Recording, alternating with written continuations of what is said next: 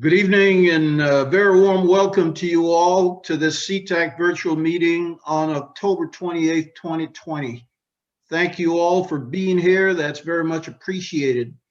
I sincerely hope, trust, and pray that you and all of your loved ones are all weathering and navigating your way through our nation's multiple crises, and you're all doing so very safely with good health and very successfully.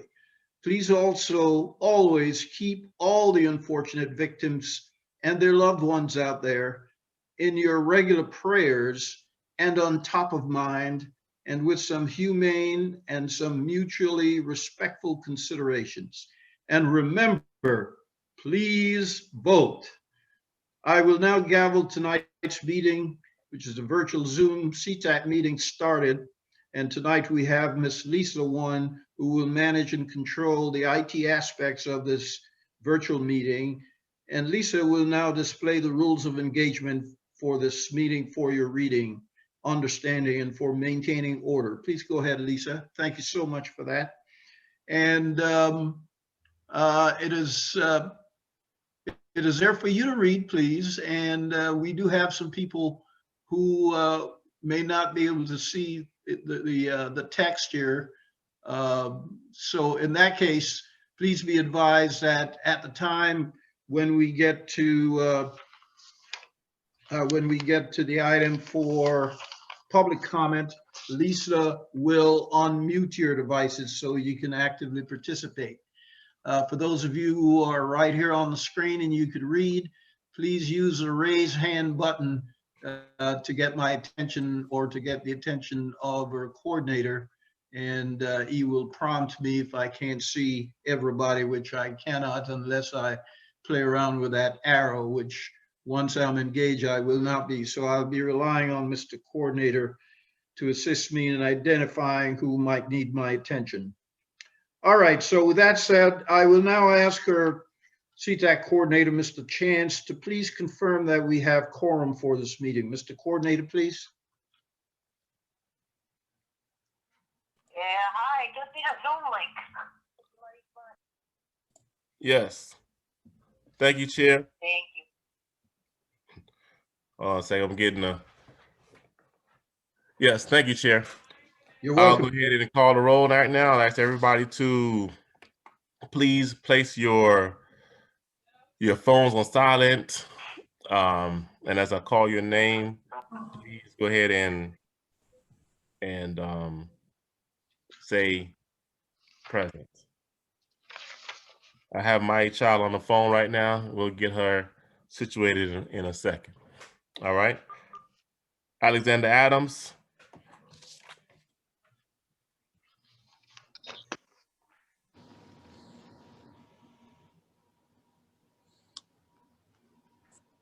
Maya Child, present. Alan Fishman. Present.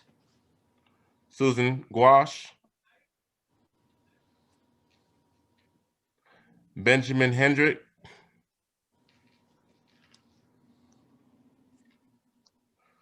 Jasmine Johnson.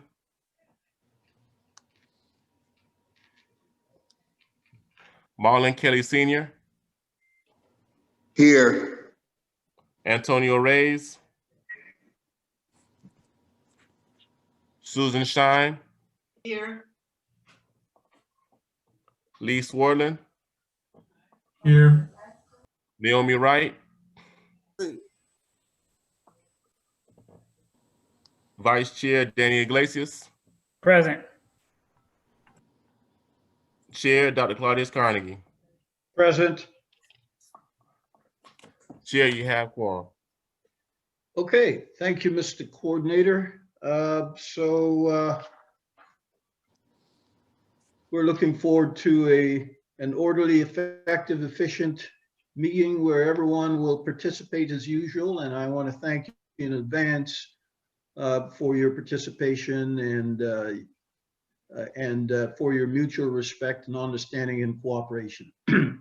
All right, so with that said, I would like to move to the next item, which is the approval of the agenda. And I'd like to invite a motion and a seconder for the approval of the agenda. Someone please. Second. Who moved? Second. Lee. Lee moved. Okay, Lee Swerdlin moved, and who was the seconder? Actually, I moved it and Lee seconded. Oh, we didn't hear you, Ms. Wright. I apologize. Let's switch that, Mr. Coordinator. Ms. Wright moved and Mr. Swerdlin seconded. I didn't hear Ms. Wright. All right, so we're going to short circuit this, short circuit Robert's rule, and just ask for any opposition to say nay. And if I hear nothing, then the agenda will be unanimously approved. So a few seconds, and I hear nothing. So we'll take it that the agenda is unanimously approved, Mr. Coordinator. And thank you all for that. Thank you, Chair. I just want to recognize Benjamin Hendrick. He's present. All right, welcome. Okay, we're going to move on to the next item, and that's the approval of the minutes, and those minutes are from October 7th. And I would like to now invite a motion and seconder for the approval of those minutes. So moved. Ms. Wright moves, seconder. Second.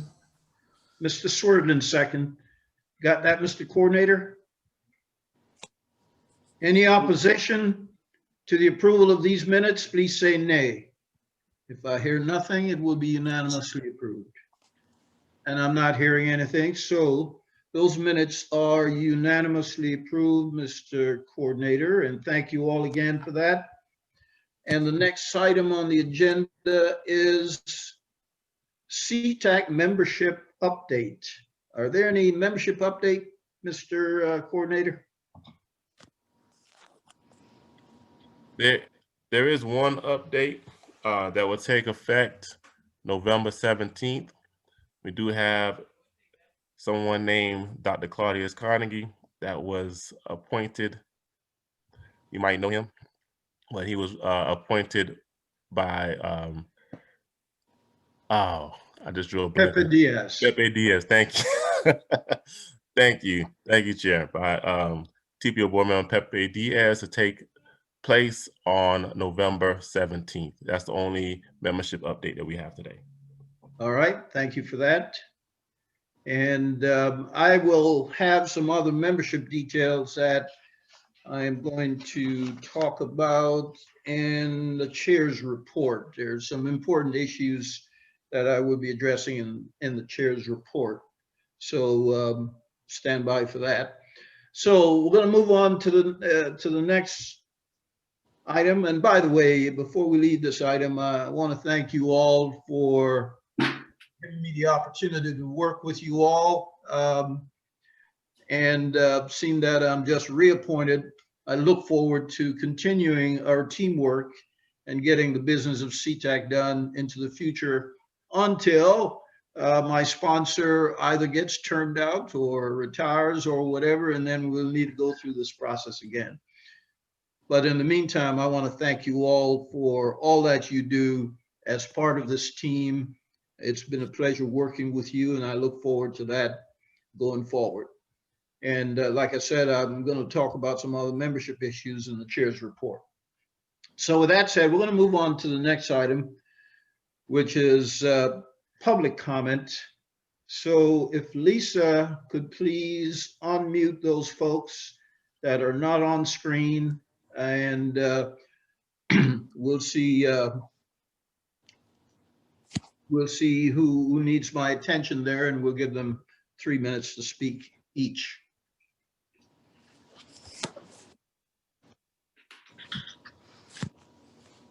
No public? Okay, all right. So public comment is closed. So we're going to move on to the next item. And this item is a presentation of the Underline Project. It's an informational item. So I know Mr. Fishman is on the line, but he can just listen in. We're not going to ask him to manufacture a resolution tonight. As a matter of fact, on neither of these two items are both informational items. So, Mr. Fishman, please take note that we're not going to burden you tonight. So the Underline Project will be presented by Ms. Irene S. Hedges. I hope I pronounced your name right. If I did not, I apologize. And she has ACHA-AIA, those are credentials, and she works for the Miami-Dade Transportation Public Works as the Chief Transportation Enhancements Officer Administrator. So, Irene, you've got the floor. Thank you, everybody, for the opportunity. I will probably will come back later, the beginning of next year, to actually be able to give you some more information that is more relevant to the work that is going on. But we wanted to take the opportunity to give you an update of where this project is. Not the first time that you have seen it. This project has been going since 2015, and pretty much is underway. It's now fully funded, which is unbelievable. Let's go to the next slide. As you know, the Underline actually goes through a series of stations. So during the 10 miles, it goes from the Miami River all the way to Dayland South. It travels through 8 Metro Rail stations, which are also bus terminals. And it travels through 1 university, 24 schools, 2 hospitals, 3 urgent cares, and several of transit-oriented developments that DTPW is working with. Those will be Grove Central, Lincoln Douglas, South Miami, and now obviously the Termini, which is part of the SMART plan, which is Dayland South. Having said that, one of the things that we're going to be updating in this slide is that we're talking about 250,000 residents that have access, immediate access to the corridor. However, there's a lot of businesses as well that are not included in this slide. So we're going to be updating those numbers. So in terms of where we are today, next slide, please. Originally, when we started the project, if you remember, we had 9 segments. And the reason why we segmented the project that way was 100% related to the funding. So we were applying for a lot of grants, and we were trying to negotiate with the different municipalities, their commitment to the projects. But as just recently, last year, we were awarded the Bill grant, and we were awarded about $22.3 million. In total, we have received about $38 million in grants, which comes from the state, SunTrail, FDOT, and obviously the Bill grant now. But we also have the municipalities that have come into place, like the city of Miami, which now is giving us a full commitment, a certain commitment of $15 million. The city of Cora gave us a certain commitment of $7 million. The only municipality that has not provided any commitment is the city of South Miami. So obviously this project is very difficult to manage in terms of every funding source has restrictions. So what we're doing is that we're using the municipal funding to trying to create the amenities, because those funding, the only restriction we have is that it cannot be used for soil remediation, but that's it. So all of the amenities are coming from those funds. Everything else, the transportation components, which are the multimodal corridors, the bicycle and pedestrian lanes, and then improvements throughout as we get to the stations and the intersections, are all driven by the road impact fees funds that we have allocated from the county, and also by all of the grants. So the SunTrail, the Bill grant, all of those are transportation grants. Having said that, because of the funding, now we have 3 phases instead of 9. Phase 1, which all you know is about to open, it goes from the Miami River all the way to Southwest 13th Street, which is Coral Way. It's half a mile long. The project is about $16.5 million project cost total. That project started construction on November of 2018 and should be opening to the public on November 16th. That's when we are planning on issuing the notice to proceed to Friends of the Underline Conservancy Board, which is in charge of the maintenance and operations of the project. So if you go to the Brickell backyard right now, you're going to see a lot of work and a lot of exciting things happening during this last 2 weeks A lot of the benches are being installed. The tables are already in place. Landscaping is looking great, especially by the river room next to the river. And we continue to improve, obviously, on the landscaping as time progresses because it's fairly recently planted. Phase 2 was awarded, so it was approved by the board of commissioners on October 6th.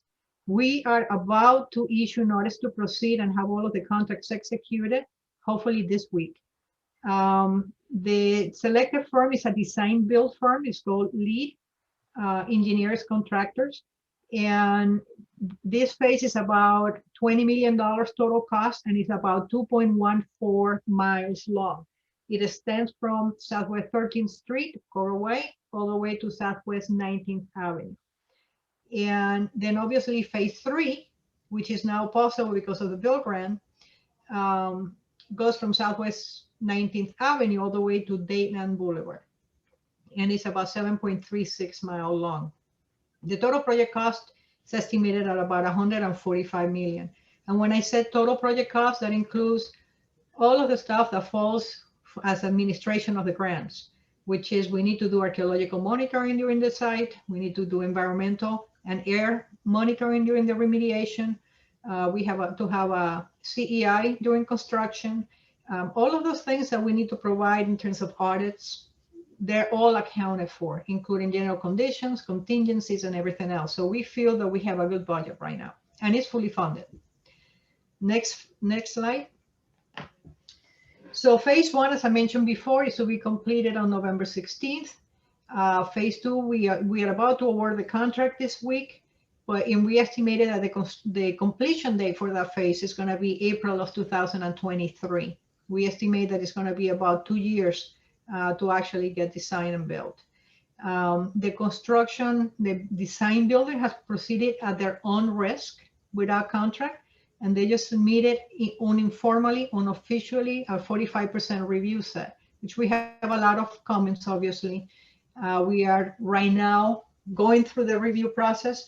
And as soon as we finish the review process, Friends of the Underline have engaged a community outreach person that will be coordinating all of the associations and neighborhoods and all of the public meetings to start the discussions about the amenities. One of the things that phase 2 does have is it will have 3 areas where they call plazas, just for giving them a name right now. One of them is Simpson Park, and that we will have a park for children created in this area. This was originally planned by the city of Miami, but then due to funding and remediation costs, they decided to take it off the project. So we went ahead and we put it back in. It's been paying for their fund with their funds anyway. The only difference is that we're not going to be providing a dog park on that area because we feel that dogs and children in such close proximity may create a liability issue. Then we have the second plaza is going to be directly north of the Vizcaya station. And the reasoning for that is that we want to create a strong relationship in using the pedestrian overpass over US 1 and create a strong relationship to Vizcaya Gardens. So we have engaged Vizcaya senior leadership to start participating in the design and give us their thoughts about what this plaza should be. And then the third one will be around 17th Street, south of the Vizcaya station. Now, all of these 2 areas, north and south of Vizcaya, are going to be passive areas just because we're going behind, single family residential homes. So we don't want to create very active spaces where neighbors may be complaining or being affected by the type of amenities that are being created. The other thing too that is important to note is that we have engaged FDOT. So FDOT has a work program, and they have hired many consultants that are working on the improvements of all of these intersections along US 1. And what we have done is through Tiffany Gerke, which was appointed by Jim Wolf onto this our team. She's coordinating internally with the different consultants. And on phase 3, we are creating a design criteria package right now. And so we're reviewing all of the designs of their consultants, and we're creating different designs trying to meet our standards, increase safety. Sometimes when you're doing a resurface, a remilling on a road, you're not necessarily addressing any of the safety issues. And the worst thing that we can do is come back later and trying to modify where they spent money just 2 years ago. So everybody's pretty much on board and has been very, it's cooperating and collaborating intensively to trying to get those intersections as they should. And some of them are a real challenge. So we'll see what comes out of that. Phase 3, like I said, funding is in place. We awarded on August the design criteria package contract to Kimley Horn Associates. They are the ones responsible to creating what we call a 30% design set that is going to be used for procurement. It's going to be used to actually execute the contract with the bill grant, and it's going to be used for procurement of the project. We expect to have that finalized sometime in February or March of next year. The earlier the better, because all of this needs to go through the FTA. Before we had FHWA, which was the lead agency, and because of the bill grant, now the FTA is the lead agency for the entire project. So the requirements are slightly different. This project, because of the bill grant, must be 100% closed out of our books by no later than June of 2026. So we expect, and we're planning, if we can go through procurement on a faster manner than we have done in the past, we would like to have the project, the construction component, fully done by December of 2025, and allow us 6 months to go through everything we need to do through the audits and everything that the FTA needs to have in terms of documentation to be able to close the project. Next slide. One of the things, besides the design criteria and everything related to the design of the project, you can imagine all of the legal documents and everything else that needs to take place. So we are working with the developers of the different transit-oriented developments that I mentioned before to make sure that when they are designing their plazas and the areas around the stations, that the underline is incorporated into it. So Grove Central is not building much, but we have made sure that they're incorporating the pedestrian path. We will come up and we will build the bicycle path after they're completed. On Lincoln Douglas, they are both incorporating the bicycle and the pedestrian path into the design, and we're currently doing the final review of those documents before they start construction. And the South Miami does not have much involvement on the project, and then obviously we have been talking to the design team for the design criteria package that is going to go for Dayland South and the BRT component. So how do we tie to all of that together, and how the trail actually captures the underline and continues south on certain path. So that is on their way. The one thing that we have to do is that when we get out of our right of way, sometimes we don't have enough space. Obviously, we need to work on all of the legal documents associated with creating an underline on someone else's property. So that happens throughout the city of Miami. So legally, we have worked with them on what is called a maintenance agreement. Every single time that we need a space from the right of way, we get together, we discuss it, we design it together, they review it, and once approved, the city manager has the authority to actually approve it. And pretty much what it says that even though we're taking a portion of the right of way to create, for example, like we did in Brickell, we took a lane of traffic and we modified the bus space, that the Friends of the Underlines will be responsible for the maintenance. Then we need to provide a document that says that there will be no gaps. So for the useful life of the facility, which is 20 years, we will maintain it and they cannot modify it. So that goes into our contracts as well. We have similar situation at a property where it used to be Deal Volvo, which is directly north of Douglas. They have created, working with us and the city of Miami, have created a great civic space that actually brings the bicycle path directly into Peacock. Instead of just crossing mid-block. So it's improves some safety, and it creates a better condition.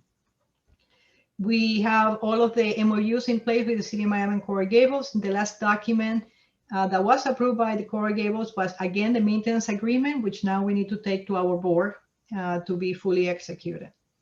But we also have working with Art in Public Places. The Friends of the Underline have received Knight Foundation grant of about $500,000, and they require a matching of the same amount. They are about $200,000 short to reach that $1 million. But currently they have a great team led by Jimena Caminos from the Faena District, if you remember, creating an amazing master plan and identify all of the areas or opportunities for major, medium, and minor pieces, and the forms and the type of art that is going to be incorporated. All of this is being reviewed as well as a team with APP, with Michael Springs Group. And there are several components that are coming from transit projects also that are being implemented as part of the art in public places with the Underline. I don't know if I have any other, I'm sure that I have 1,000 things that I can share with you, but I wanted to give you a brief overview. And if you have any questions, obviously, I'm here to answer them, try to address them. Okay, well, thank you. Thank you very much, Irene, for that excellent presentation. Mr. Coordinator, I believe this is an item that I requested.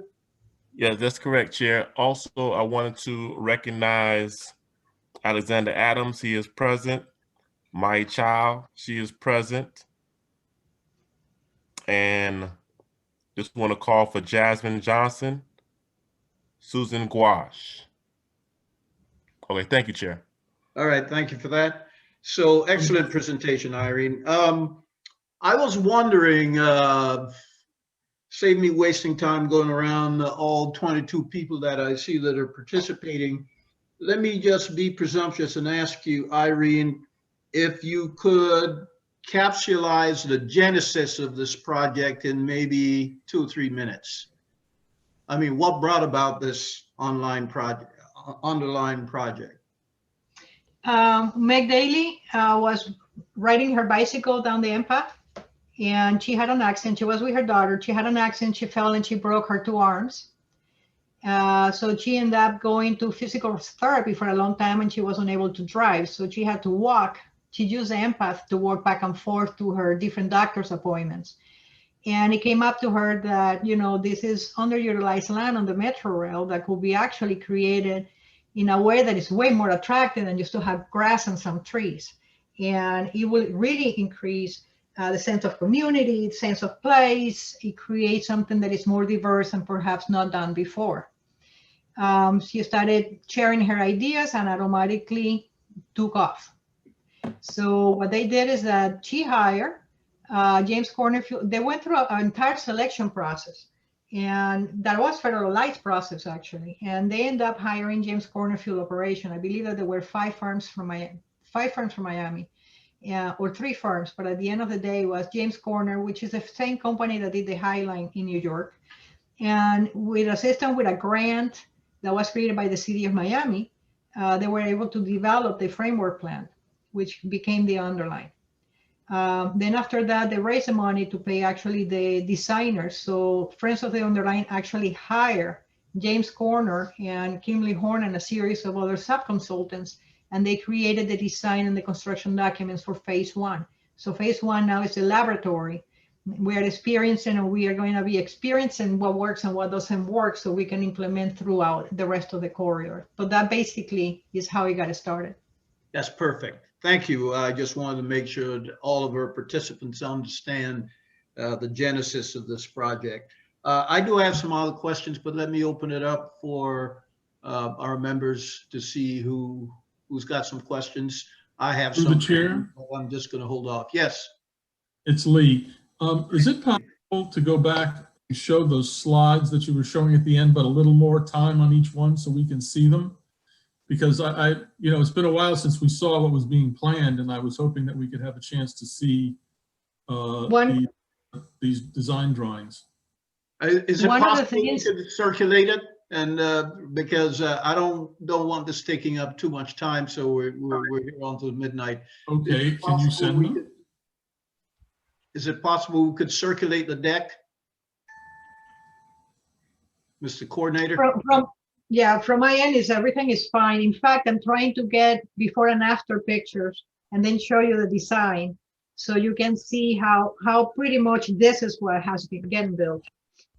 Not a problem, Chair. I mean, I have the presentation, so I can edit it and just send you the pictures of the drawings. I know, I see my child does have a hand up. So if you have any more pictures, Irene, you can send me the pictures and then I'll send it out to everybody. Okay. Thank you. Okay, Mr. Swerdlin? Yes, thank you. All right, Marichild, you're recognized.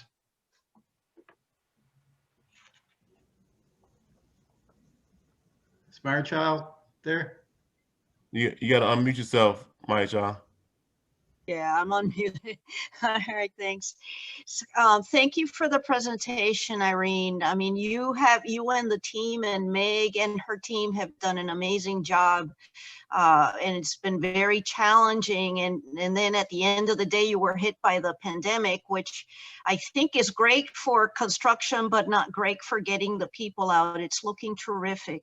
I just, so besides congratulations, just to let you know, I'm going to reach out to you because I live in South Miami and I would like to see how I could help maybe facilitate getting greater involvement. The Underline goes through our city too.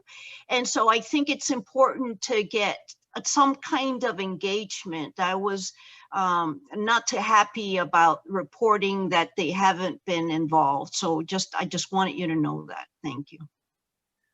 Marichild, you. when you say get Appreciate involved, that. you mean some funding as well? Well, I can work on that. You know, we'll see, you know. There is an area, I think that is a perfect opportunity because there is an area right next to the library where actually the right-of-way comes up and it has a big jog. We're going to fill that with plants because that is a perfect opportunity for a really nice like amphitheater or something that can actually connect all of these spaces. But because there's absolutely no contribution and we cannot use the funding that we have in place for that source, it's going to be a huge lost opportunity. Well, Irene, as you know, we have a grant. The South Miami Neighbors got a grant through the Public Space Challenge, so we have a little bit of money. And so that's one of the things I need to follow up with you, how we can make an impact with that. And I know the pandemic has sort of affected our ability to strategize and bring the volunteers out. But at least we can continue the coordination. You have my number, right? Yes, yes. Perfect. Let's communicate. Okay. Yeah, I think that's great. about- Anything that we can do. Through the chair again, just a note, I believe that the city of South Miami has been having some financial problems in part before the virus, but certainly since the virus. So that may be why they have not tried to participate because they may be funding issues. Just a note. Yeah, well, we're speaking to a resident there that says she can help to fund and provide some active participation. So do you live in South Miami, Lee? I just moved. Okay. All right. Well, let's see what Marichild and Irene can work up. But what I'm hearing is that there's some opportunities there, and that's how we can add value. So you two should definitely talk, Marichild and Irene. I would recommend. Okay. Will do. All right. Anybody else needs to be recognized, Mr. Coordinator? Yes, Chair, I just want to brought to my attention that these pictures are in our agenda packages. So you already have them. Oh, you mean the slides, but not the pictures? Yeah, the slides and the pictures. But if she has extra pictures, her whole presentation is in your agenda package. Okay, on that web link. Yes, on the Okay, web link. so there you go, Lee. You just go Everybody back. has it already. But Yeah. if she has any, Irene, if you have any additional pictures that you would like to get out to the committee, please send them to me. Okay. So the answer to your first question, Lee, just go back to the email and the web link. Okay. Anybody else need my attention? Need to be recognized? Mr. Coordinator, I can't see everyone on my screen. No, I think everybody's taken care of right now, Chair. Okay, let me add a few questions for you, Irene. Is there a strategy for shelters and trees along this 10-mile Underline? It seems like a long stretch. If I'm out there riding my bicycle, for 10 miles, I probably need to take a break. I don't believe you're going to provide restrooms, but at least some shelters and some trees and maybe even some concessions. Has that been addressed? Is that part of the master plan? Yes. So I don't know if you remember at the beginning when the framework plan was being developed, there were a lot of surveys that were performed with the community. And bicyclists actually became extremely active. And there's on the survey, for example, they say that they want as direct of a path as possible because they're getting from point A to point B. That they should be providing the shading more so to the pedestrians because they're walking and taking longer, and that the bicyclists are getting the benefit of maybe some air as they go moving through. However, if you're aware, we are planting over 2,000 trees in this area, and we are being very careful because we have safety zones along the metro rail. We have to inspect, and we need to make sure that the trees do not become a safety issue for the train and the people below. So having said that, we're working with arborists, we're working with virtual gardens and the landscape designers to establish all of the native vegetation and go through the character zones that were determined early on during the process and planting these trees. There are a lot of trees through the right-of-way that are in no good shape. In fact, we are very doubtful that they will survive. There are some trees that have a gigantic root system that will be affected by the path, not only by the work that is being done by the Underline, but also by the FPNL injector project. So we are actually measuring all of these components to make sure that we're providing as much shade as possible. We're doing, obviously, shade studies as part of the studies. And throughout, you're going to find benches, you're going to find drinking fountains, you're going to find bike repair stations, not only at air fillers, but also something happens to your bike, you can repair it. We started to actually implement this at Overtown. You can see the first little station, even though that's outside the Underline, is the same system as we're going to be providing. And we are incorporating some of these design elements and amenities also on the transit-oriented development taking place throughout the corridor. So in terms, yes, we have evaluated. And hopefully it will be all incorporated. Okay, and I have two more questions. The next one is, the Underline goes through several major intersections. And I was just wondering what kind of safety precautions are built into the design to protect both pedestrians and bicycles from crossing those very busy intersections. And there's several, especially going through Coral Gables and South Miami, as well as down in Dadeland as well. Correct. So I don't know exactly how many intersections we have. I think there are about 36 intersections. Framework plan identifies them in major, medium, and minor, and establishes a set of criteria to be applied for each of this. This is why we're working with FDOT on their consultants and improvements. Sometimes they're just resurfacing and remilling, but in reality, what we need to do is full realignment and geometry change of the intersections, mass time reallocation, movement of pedestrian lights, and then take that and with the county to make sure that we're addressing the pedestrian concerns.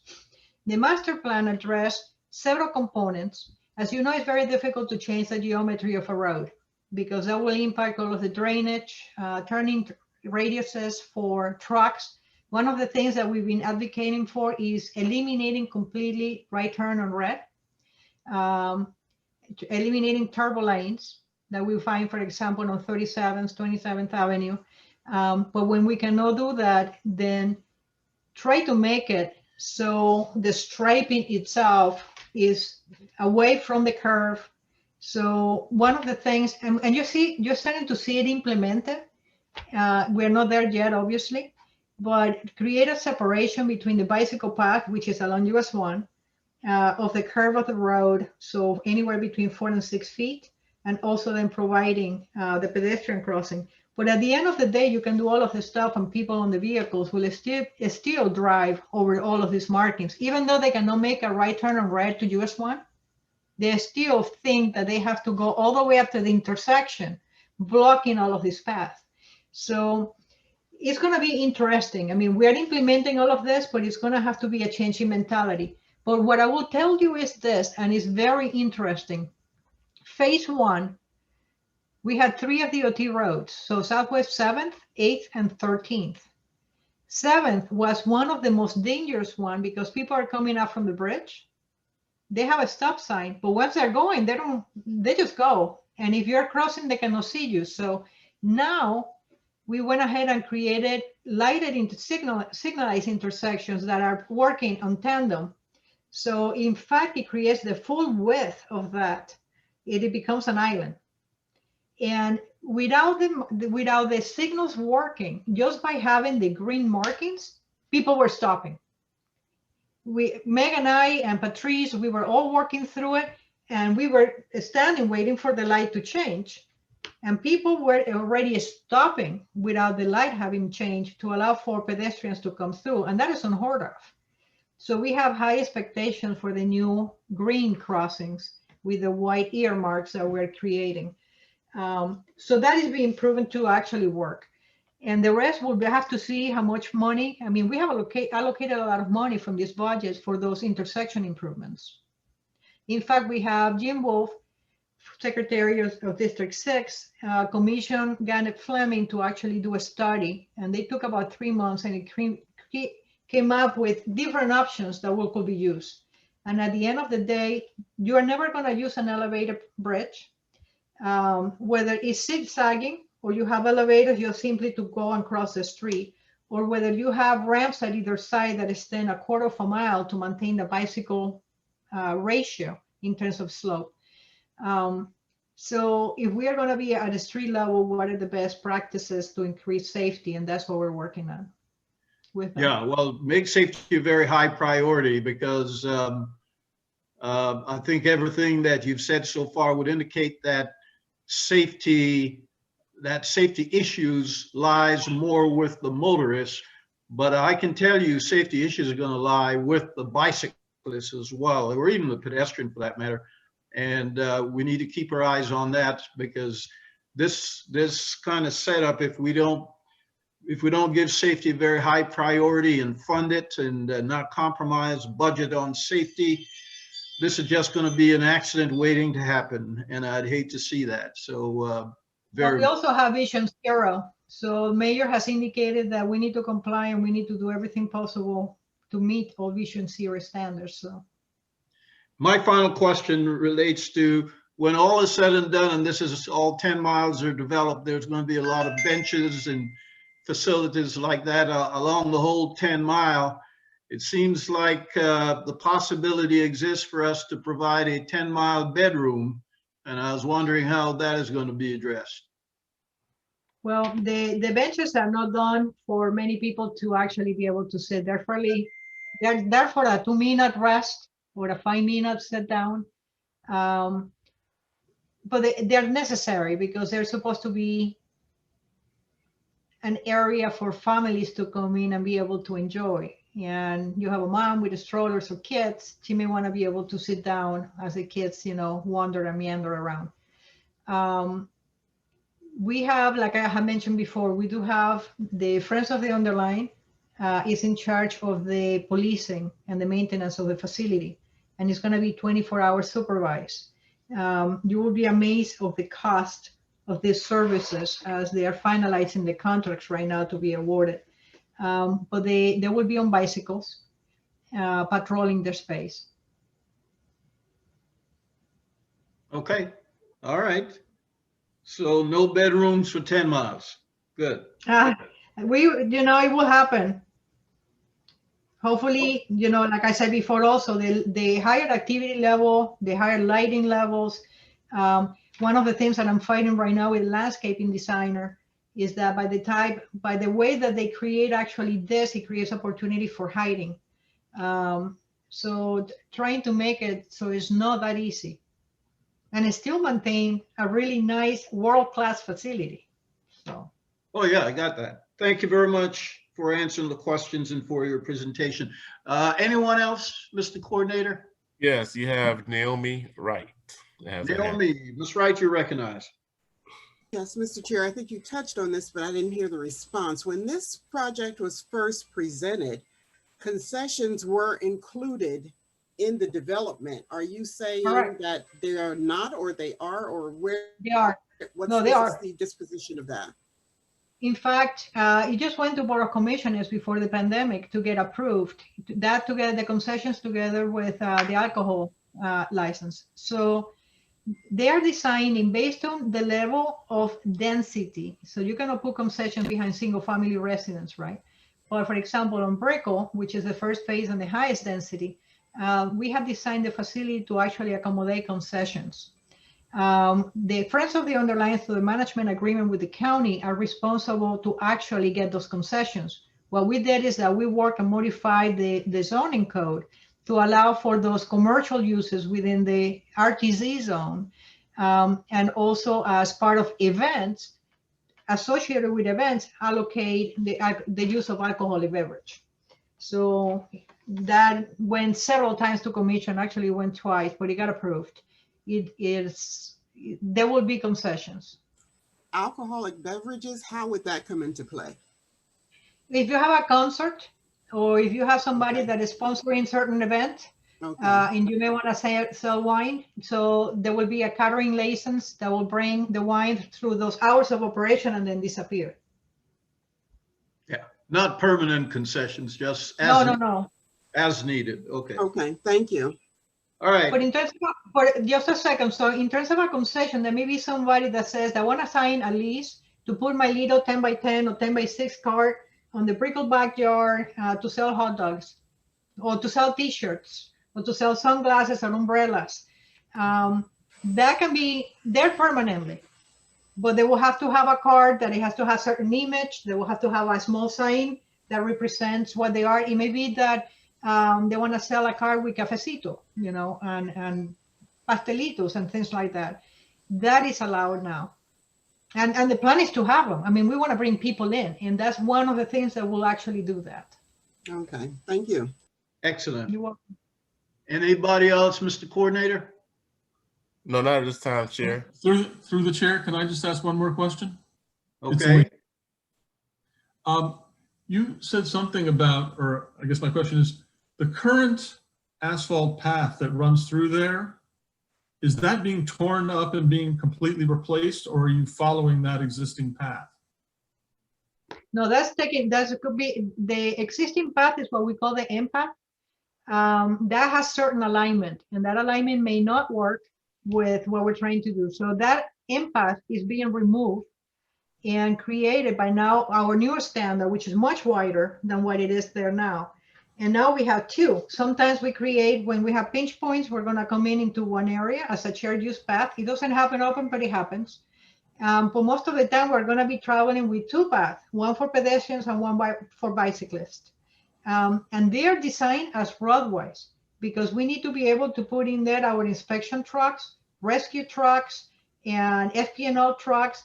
And we didn't want them to travel through the landscaping like they do now. So these are heavy duty asphalt with the acrylic toppings to be able to be sustainable and reflect the heat. So they don't get hot. And it has shoulders that differentiate. So as you're walking or riding, you're touching different surfaces, so to keep in the path. But is this going to be a straight line, or you're going to follow the curving path there, that is the design of the curves that the current path follows? The pedestrian path will be more of a undulating, meandering kind of. There are areas where we actually run out of, we have only 50 feet of right of way, and these columns are gigantic, and then we have all of the drainage that needs to be contained within that area. So we will run the path where it's the best in terms of flooding, in terms of maintaining distance from the neighbors. We don't want to put them right next to the backyards. Sometimes they'll come together, sometimes they will split. The bicyclist most of the time goes on a straight line because it was requested by the community, but on the pedestrian is more undulating, heading to these plazas. See, that's what the point I was getting to. I've been riding this path since it was first went in. And what I like most about it is that it winds along. It's not, all the roads in Miami are pretty much, unless you're in Coral Gables, straight lines and it's boring. And one of the things that I always liked about riding that path was that it kind of wandered around and, you know, flowed and gave for a nice kind of broken up ride instead of just a continuous straight line. And I was hoping you were going to continue that. But now you're telling me the bike part is going to be a straight line, which I find depressing, actually. Okay. All right. Well, thank you. We're going to wrap this item up. Thank you again, Irene, and thank you all for raising some very intelligent questions, and we got good answers. So all around, it was all good. Through the chair, you have one more, Alexander Adams, with his hand raised. Okay, Mr. Adams, can you make it real quick? Yeah, it's more of a comment anyway. I really like what they're doing on the Underline, and I hope this serves as a example project for what we can do on Ludlam Trail that's been talked about, and maybe even some canal banks. You know, hopefully this is an example that doesn't just become a one-off and becomes more prevalent through cities. Yeah, it's going to be a pilot for other Yeah. development. Yeah, I agree with that. Okay, so thank you all. Thank you all again. We're going to move on to the next item, 8. And this is another information item, and it's Operation Stride, which is statewide traffic and railroad initiative using dynamic envelopes. The presenter is Dion Richardson, FDOT District 6 Modal Development Manager. Dion, you got the floor. Yes, good afternoon, Chairman. My name is Paola Baez. I'll be presenting for Dion and Dion's rail consultant. So I will go ahead and get started. Again, thank you for the opportunity and your interest in rail safety. I work as a rail consultant for the Department of Transportation. So in order to prevent fatalities and accidents at railroad crossings, last December, State Secretary Thibault launched a rail safety initiative called Operation Strides to implement the use of dynamic envelopes as a safety measure. Today, we will introduce the dynamic envelopes and provide you with information on the design, our implementation efforts, and some recommendations for safe behavior around the rail. Next slide, please. So this effort is extremely important to the Department of Transportation because one fatality is one too many. Working as a rail professional for the past 16 years, I've seen rail corridors go from one freight train a day to now having 50 passenger trains in the same corridor.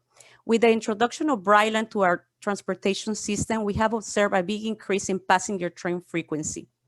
The train is such a big vehicle that it's hard to realize how fast it's coming until it's right on top of us.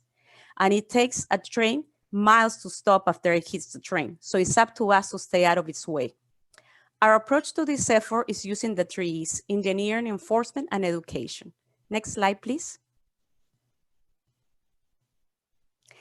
So what is the dynamic envelope? The dynamic envelope visually highlights that danger zone where you have the potential of being struck by the train or the train's overhang. We should always stop at the stop bar, even when the gates are up.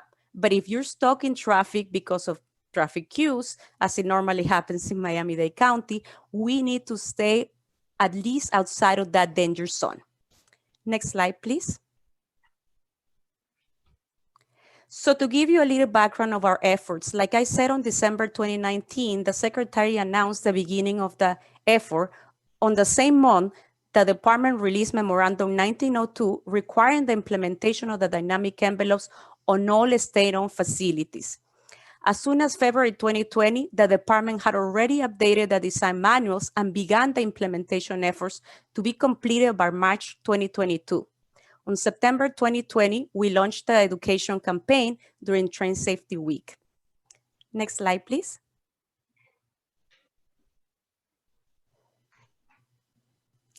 So one of the E's is education. In South Florida, we have a special challenge with the big amount of tourists who are not familiar with our transportation system, especially in the downtown and urban areas. For this and many other reasons, education and outreach is key, and your help for this effort is invaluable. The people in the transportation environment may be familiar with this effort, but how do we deliver the message to the average Joe? How does the everyday driver that sees this payment marking know what they mean? Our outreach strategy includes presentations to different forums like school, municipalities, committees like yours, and really anyone that will want to listen to our message.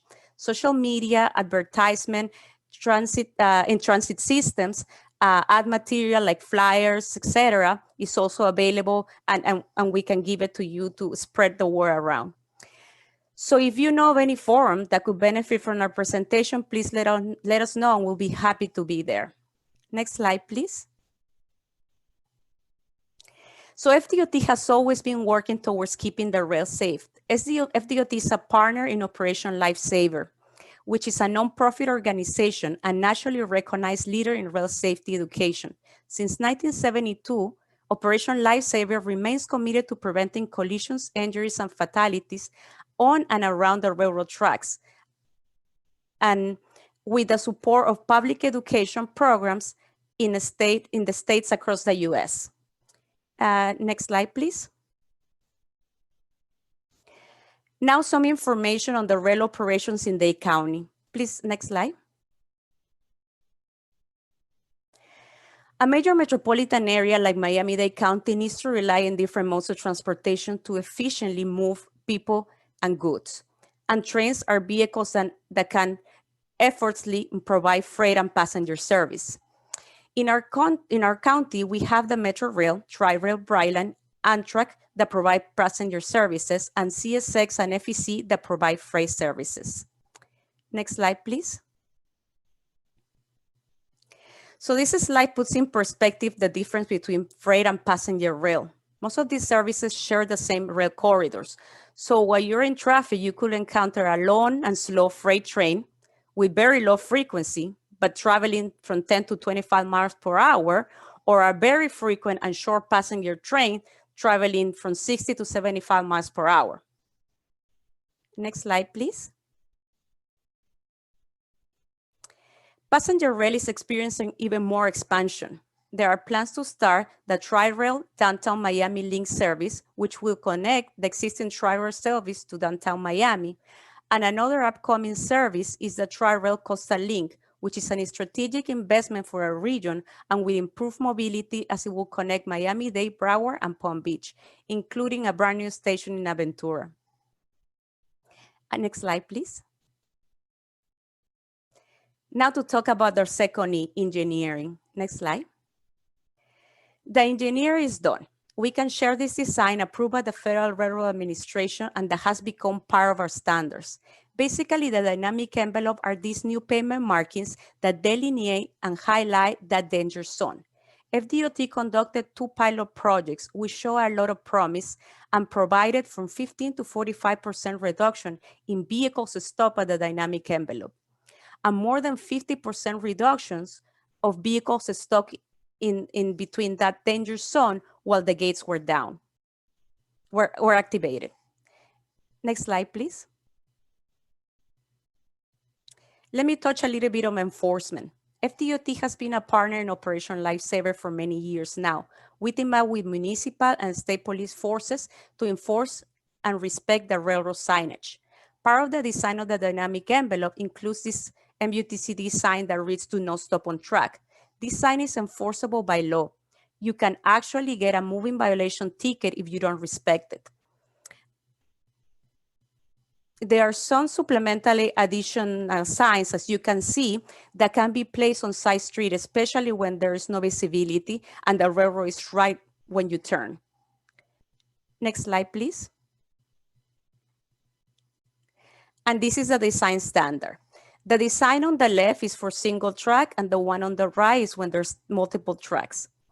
Aside from the advanced pavement marking and signage that we're used to seeing, you know, those big R's that we see right before and the W10 signs, the round ones with the R, we added the X's to highlight the danger zone. And the "Do not stop on track" signage is being installed before and after the crossing on all quadrants. Next slide, please. So how is our implementation strategy in Miami-Dade County? Next slide. In the interest of safety, the department is working aggressively on the implementation of the dynamic envelope for all the state-owned facilities. We have begun implementation of the dynamic envelope on 89 rail crossings in suburban and urban areas of Miami-Dade. 57% of these crossings are on state roads and 43% along off-system roadways on the South Florida Rail Corridor, which is owned by the state. Our implementation strategy has been to work as a team to make this a successful task. This project demands high level of effort, strong coordination, not only internally within the department, but also working with municipalities, Miami-Dade County, the railroads, and other stakeholders. Our traffic operations office is also working on a pre and a post study to help us quantify the effects and benefits of the dynamic envelope. We have already completed design on all 89 crossings, and we're currently working on the construction efforts. We began construction in September of 2020, and we have completed so far about 60% of our crossings. Next slide, please. Now to talk a little bit of the fun part, the ones that we have completed successfully. The first one on this slide is Quorum Avenue, located down south in Miami-Dade County, just north of Southwest 232nd Street. This crossing has a pedestrian and bicycle path. Next slide, please. Another crossing we have completed is Biscayne Boulevard. This crossing is a designated quiet zone. So it is extremely important to be attentive and aware of our surroundings when we are at the railroad crossing, when we're close to the railroad crossing. But even more important when that crossing is a quiet zone. At this crossing, the train would not blow the horn. So to be aware of its approach depends only on hearing the engine and seeing the train signal equipment being activated. We should also be aware that this crossing is next to the AAA Arena, which has a lot of pedestrians and vehicle traffic in the case of events. Especially with the queues caused by heavy traffic, it is very easy to get stuck within that danger zone. Next slide, please. This next crossing is Port Boulevard, which is also a quiet zone between Bayside and the arena. Presenting the same design difficulties as Biscayne Boulevard, its geometry is especially challenging since the crossing is diagonal, the stop bars are very far behind on each side, and it makes it really easy for a vehicle to get closer to the dynamic envelope area. Next slide, please. So the department has made every effort for fast implementation of the dynamic envelopes. We have added the dynamic envelopes on existing roadway construction projects, railroad reconstruction projects, and even led fast response projects for the sole purpose and implementation of this safety measure. At Northwest 13th Avenue in the downtown lead, we added the implementation of the dynamic envelope to a railroad reconstruction project in partnership with SFRTA. Next slide, please. Another crossing completed on the downtown lead is Northwest 23rd Street, right east of Northwest 27th Avenue. The geometry of this crossing is out of this world and almost impossible for a vehicle to avoid this danger zone while waiting for the traffic signal to change. Having the dynamic envelope on crossings in areas like this is especially important. These locations are very dark at night. Some of them do not even have flashers, only crosswalks, and they are easy to miss at night. Fortunately, trains in this area are very seldom and very slow. Next slide, please. So Northwest 27th Avenue along the downtown lead as well is the continuation of that track that comes from Northwest 23rd Street, the previous crossing. These crossings are located in the commercial areas where it's mostly warehouses. Only 1 to 3 trains per week pass through this corridor, and usually at night. So people do not expect to see the train. They're not used to see them during the day when there's a lot of people in those areas. So a lot of times they think that the gates are malfunctioning when they see the flashers on. Next slide, please. So another important effort to highlight is that the department, through the Signal Safety Program, works really hard on the implementation of railroad signal equipment for crossings on system and off system. The last crossing I will show you today is Northwest North River Drive. Its geometry being extremely challenged, just like Biscayne Boulevard and Port Boulevard. Next slide, please. So let's not forget that all the modes of transportation need to be safe around the rail property. Next slide, please. We cannot forget about the safety of pedestrians, bicycles, and people in wheelchairs around the railroad tracks. Be attentive. Never have headphones on so that you can hear the sign of the trains approaching. Look at both sides. The trains can come in both directions. For cyclists and wheelchairs, cross the tracks at a 90-degree angle to avoid getting stuck at the railroad tracks. And for bicycle, if possible, please dismount. Next slide. Exercise caution. Sometimes the sidewalk conditions are not the best around the tracks, and there is always the gap at the rail tracks. Many times we encounter difference in elevation or tripping hazards. Be attentive. Only you can control your behavior at the crossings. Your safety depends on you. Next slide. Now for a call for action. Next slide. Overall, do not stop on the tracks. The signs you see are enforceable. You could get a ticket. Especially for crossings close to traffic signals, it is easy to get stuck in that danger zone. Please proceed with caution when approaching the rail. As soon as you see those big R's, those are the advanced payment markings, so you are as close as 100 feet to a railroad crossing. And most importantly, partner with us to spread the word, please. Thank you for your time. If you guys have any questions for me. All right, thank you, Paola and Dion. Great presentation. I didn't see in any of those photographs for physical upgrades that illustrated the Brightline track. Is Brightline excluded? By the way, I heard Brightline change their name back to Brightline. They're no longer Virgin. They used to be Virgin for a while. Am I correct in that? But two questions. One, confirmation on whether or not Virgin separated. And number two, am I missing something? I don't recall seeing any Brightline tracks in those examples. Well, actually, Biscayne Boulevard and Port Boulevard are oh no, I'm sorry. Those are right before the Brightline. Well, we didn't want to overwhelm you guys with so many crossings, but we are doing the crossings along the Brightline that are on the state road system. And we have actually completed most of the ones on the state road system. I was confusing US 1 and Port Boulevard are going to the port, to the intermodal center at the port. They're not Brightline. Brightline is north of that, but it's the same corridor. So it's the same corridor, so it'll be the same improvements along the Brightline line. But keep in mind that we're only doing the crossings on the state road system. And as per your other questions, I think you are correct, but I don't work for Brightline, so I don't know the official word, but yeah, I heard the same thing you heard, that they went back to bring Brightline, but I cannot confirm whether they were sold or no, but I think I heard something like that in the news. Yeah. All right, are there any other questions?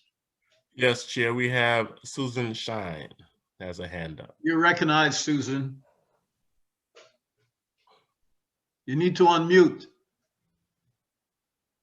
Hi, thank you so much for your presentation. I don't even know if this is in your purview. I wanted to know. Could you speak up, Susan? I'm having a little difficulty hearing you. I presume the others are. Okay, Turn up the volume on your. Can you hear me now? You're a little bit better. Go ahead. I just wanted to know if the Amtrak station at the airport is open and if it will ever be open. Do you know that? Currently, it's not operational right now. We do have a space, and actually I heard a couple of days ago, I don't remember in what meeting I was seeing, that we discussed that they're looking into opening that station.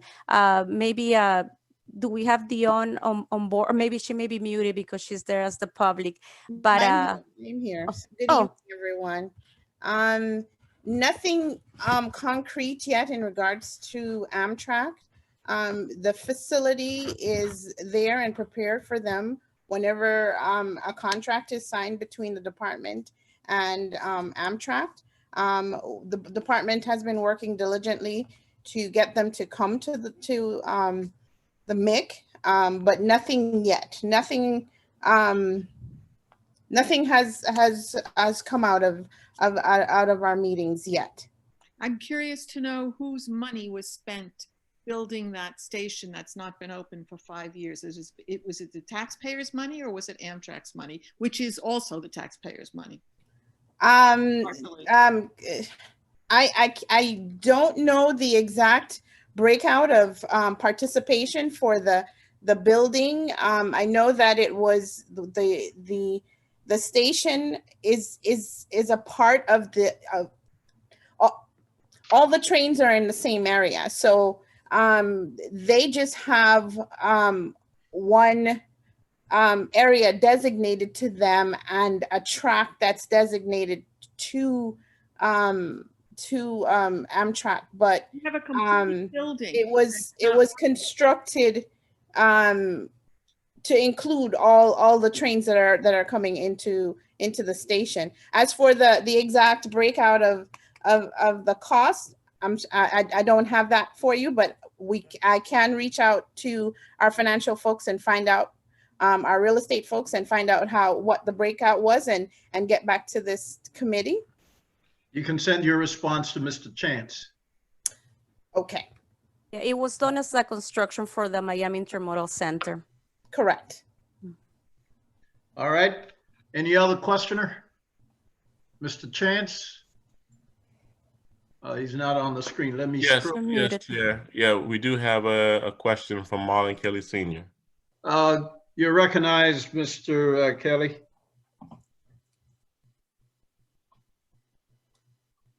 Mr. Okay. Kelly? I want to ask a question about the educational campaign in terms of which reach out may best serve getting the message out. The flyers, the postcard, the PSAs. I know you had many other avenues, but which one you think is most effective?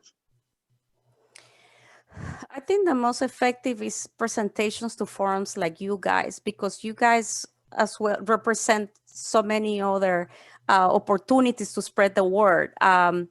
And I think another important place, we're going to be presenting as well to UM and FIU and to the school board. I think that getting that message to those little kids will remind, who are in the car, and they will remind their parents and tell them, hey, mom and dad, you cannot stay on the tracks, stay away from the tracks. I think that's probably gonna get the word. The difficult part is with tourists and people that are not familiar with the transportation system, and they're distracted trying to see where they're getting there, and it's hard for the average person to know what those payment marking means. So we're trying everything. We're trying social media. We talked to the port, for example, this morning, and they mentioned that they will include all of our presentations and our information in their websites. At the same time, we're trying to see, we're creating a video. Actually, this Friday, we're shooting a video which will show the proper behavior of around the railroad tracks, and we're gonna hopefully put those videos at the gas station. So when you're putting your gas, you know how you get those videos. So that video on rail safety will be playing. And we're also going to have it in freebies, in the freebie service. We're trying to put it in transit systems, as advertisement in transit systems. So, any ideas are also welcome. We're trying to imagine, but I think us explaining what exactly it is and be able to answer the question is where we'll get the message farther. Okay, and you kind of answered my next question in that what can we do? But I'll ask specifically what you believe a committee such as ours can do to help in making sure the message get out to, travelers in Miami-Dade County or throughout South Florida. So I'm going to start. We also have Ivan Jimenez, who's been working with us really hard and putting all these presentations together and doing all the social media, and maybe he can add a little bit to that. But the main thing that I will say is to bring this to the cities that you represent, to try to talk to anybody that you talk to, and then you see you're close to the railroad tracks, bring this information to them. And Ivan, if you want to add something to it. Yes, good afternoon. I'm Ivan Jimenez. I'm working with Paola and Dion in spreading this message. It's key that you start with family and friends. We are all Miami-Dade residents, and we sort of want this message to reach you guys first, and your family members and your friends. And through word of mouth, this message also spreads, and it's very important we use that. If we can go to slide number 6, there you can see the different FDOT social media and websites where you can access more information regarding Operation Stride. I think that the FDOT website is key because it's being regularly updated, and there you have different collateral materials that you can use. Can we see slide 6 that you referenced, Elisa? That you can use, and I can type the website in the chat, which I'll do in a second.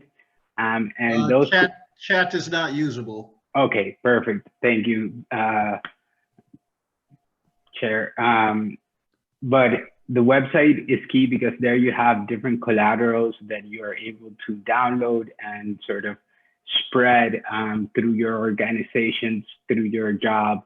We are also open, if wanted, to give any presentations you think are key. So if, say you represent or you work with an agency, you can reach us or either Paola, me, and we'll prepare that presentation and go and provide that outreach.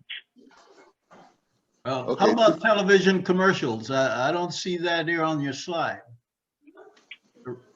We are not doing television commercials for now. It's not in our strategy, but DOT will continue with this outreach beyond March 2021. So they will continue spreading the word, and that may be something possible for the future. All right. Is that it, Mr. Kelly? Yes, yeah, I do like the suggestion about the presentation to different entities, especially since each member represent a certain area. Miami-Dade, it will be welcome to be able to, at some point, you know, a member of ours may be requesting, if it's convenient, you know, some presentation to a body of officials in a certain area. So I like the idea of being available, and thanks for the response to the question. Appreciate it. All right, thank you. Any other show of hands, Mr. Coordinator? And just so that you know, we are presenting to a lot of the municipalities too during their board meetings. Very good. That's a good strategy. All right. Any other question, Mr. Thank you, Chair. Now that I just want to make sure all board members have asked the questions. We do have a question from a citizen, Ronald Fulton. If we don't have any more questions from members, Chair, you want to open up for? No, Lisa, please open up the mic for Mr. Fulton. Hello, can you hear me? Okay, Mr. Fulton. I hear a lot of background noise there. I guess you can't control that. Anyone? Yes, I'm taking care of that now. I didn't know. Any better? Yeah, go ahead. Okay. On the last two presentations, my thing for I am a person. Mr. Fulton, could you state your address, please, for the record? 1835 Northwest 188 Terrace. Thank you. Go ahead. Well, what I wanted to say is folks with disabilities. those railroad crossings, some of them are that gap in the middle. I've even got stuck on one. And if you try to go 90 degrees, if the gap is too big, it turns your wheelchair and you're not able to get out. The wheel gets stuck between the rail and between the rail. And I think that should be something that's looked at and taken care of. The other thing is folks with different disabilities. How are you reaching out to the disability community and letting them know of the changes? And what format do you have for them? Because I've seen very little. I think it was like 2 slides that even spoke about disability. How are you reaching out to the disability community? Thank you very much for your question. While I was the District 6 Rail Coordinator, I was also the ADA Coordinator for the department, and that is and what you talk about the gap in the tracks, it's something that we always try to figure out how to solve it. And it's just very difficult because depending on the speed of the trains and the weight of the trains that are coming in those areas, there's certain materials, certain rubber that we can maybe include, but sometimes we're not able to do that. At this point, we're not currently doing any study on try to better the situation, but it's definitely something that I'm going to bring to the district ADA coordinator for us to look at.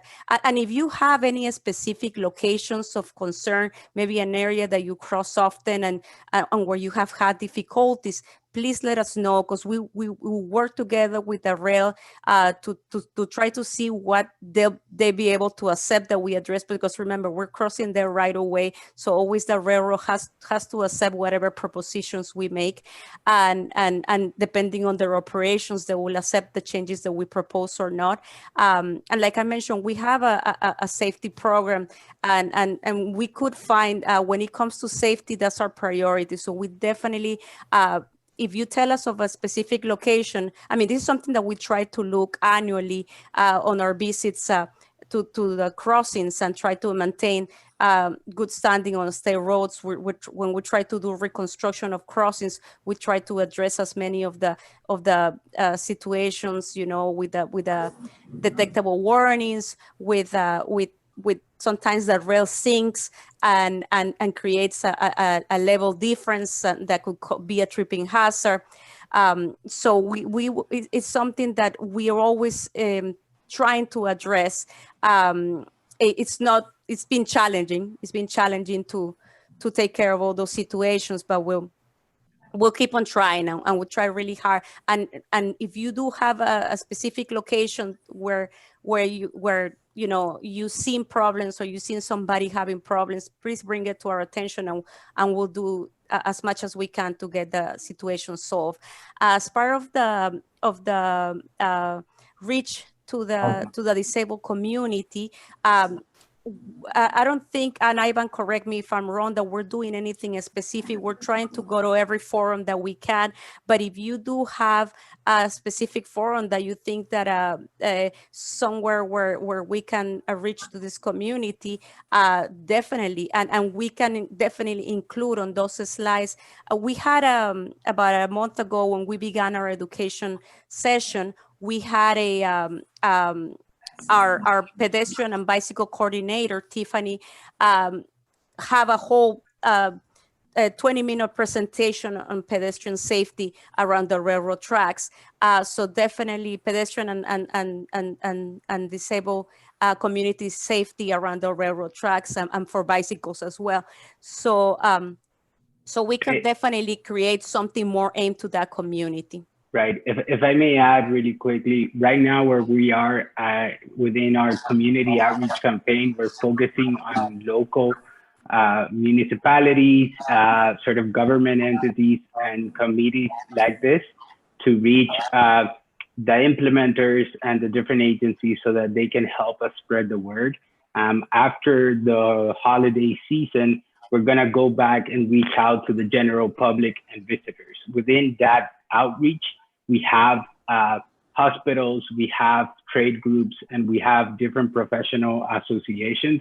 And we are hoping to reach the differently abled through those associations.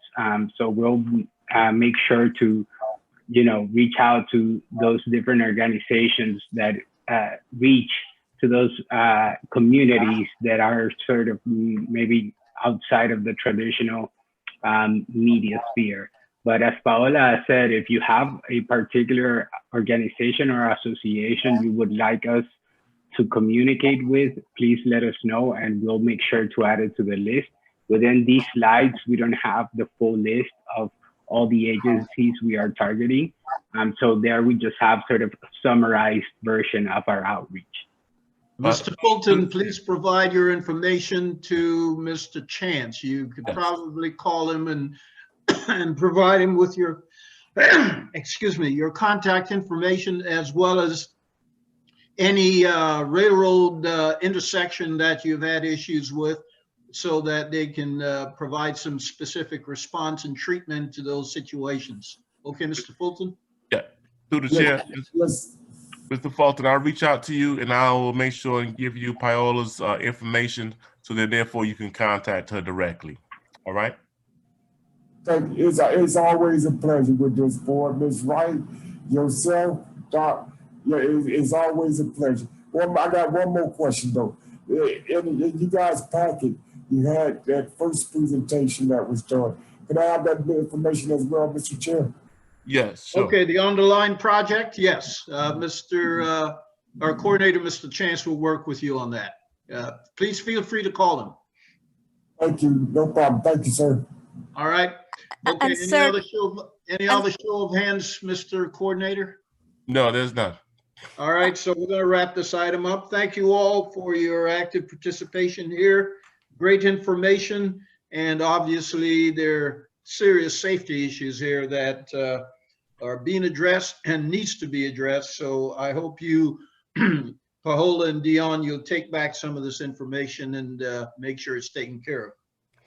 we definitely will. And for the information on the gentleman before, also, if he goes to our website, he can see the first presentation that we right had. now, so you guys need to talk with when it's a little bit more convenient. He's in a wheelchair right now, so. Oh, okay, no problem. Thank you. All right, thank you. All right, so we're going to move on to the next item, which is the public comment the second time around. If Lisa could please open up the mics. Let's see if we have any public that's go around.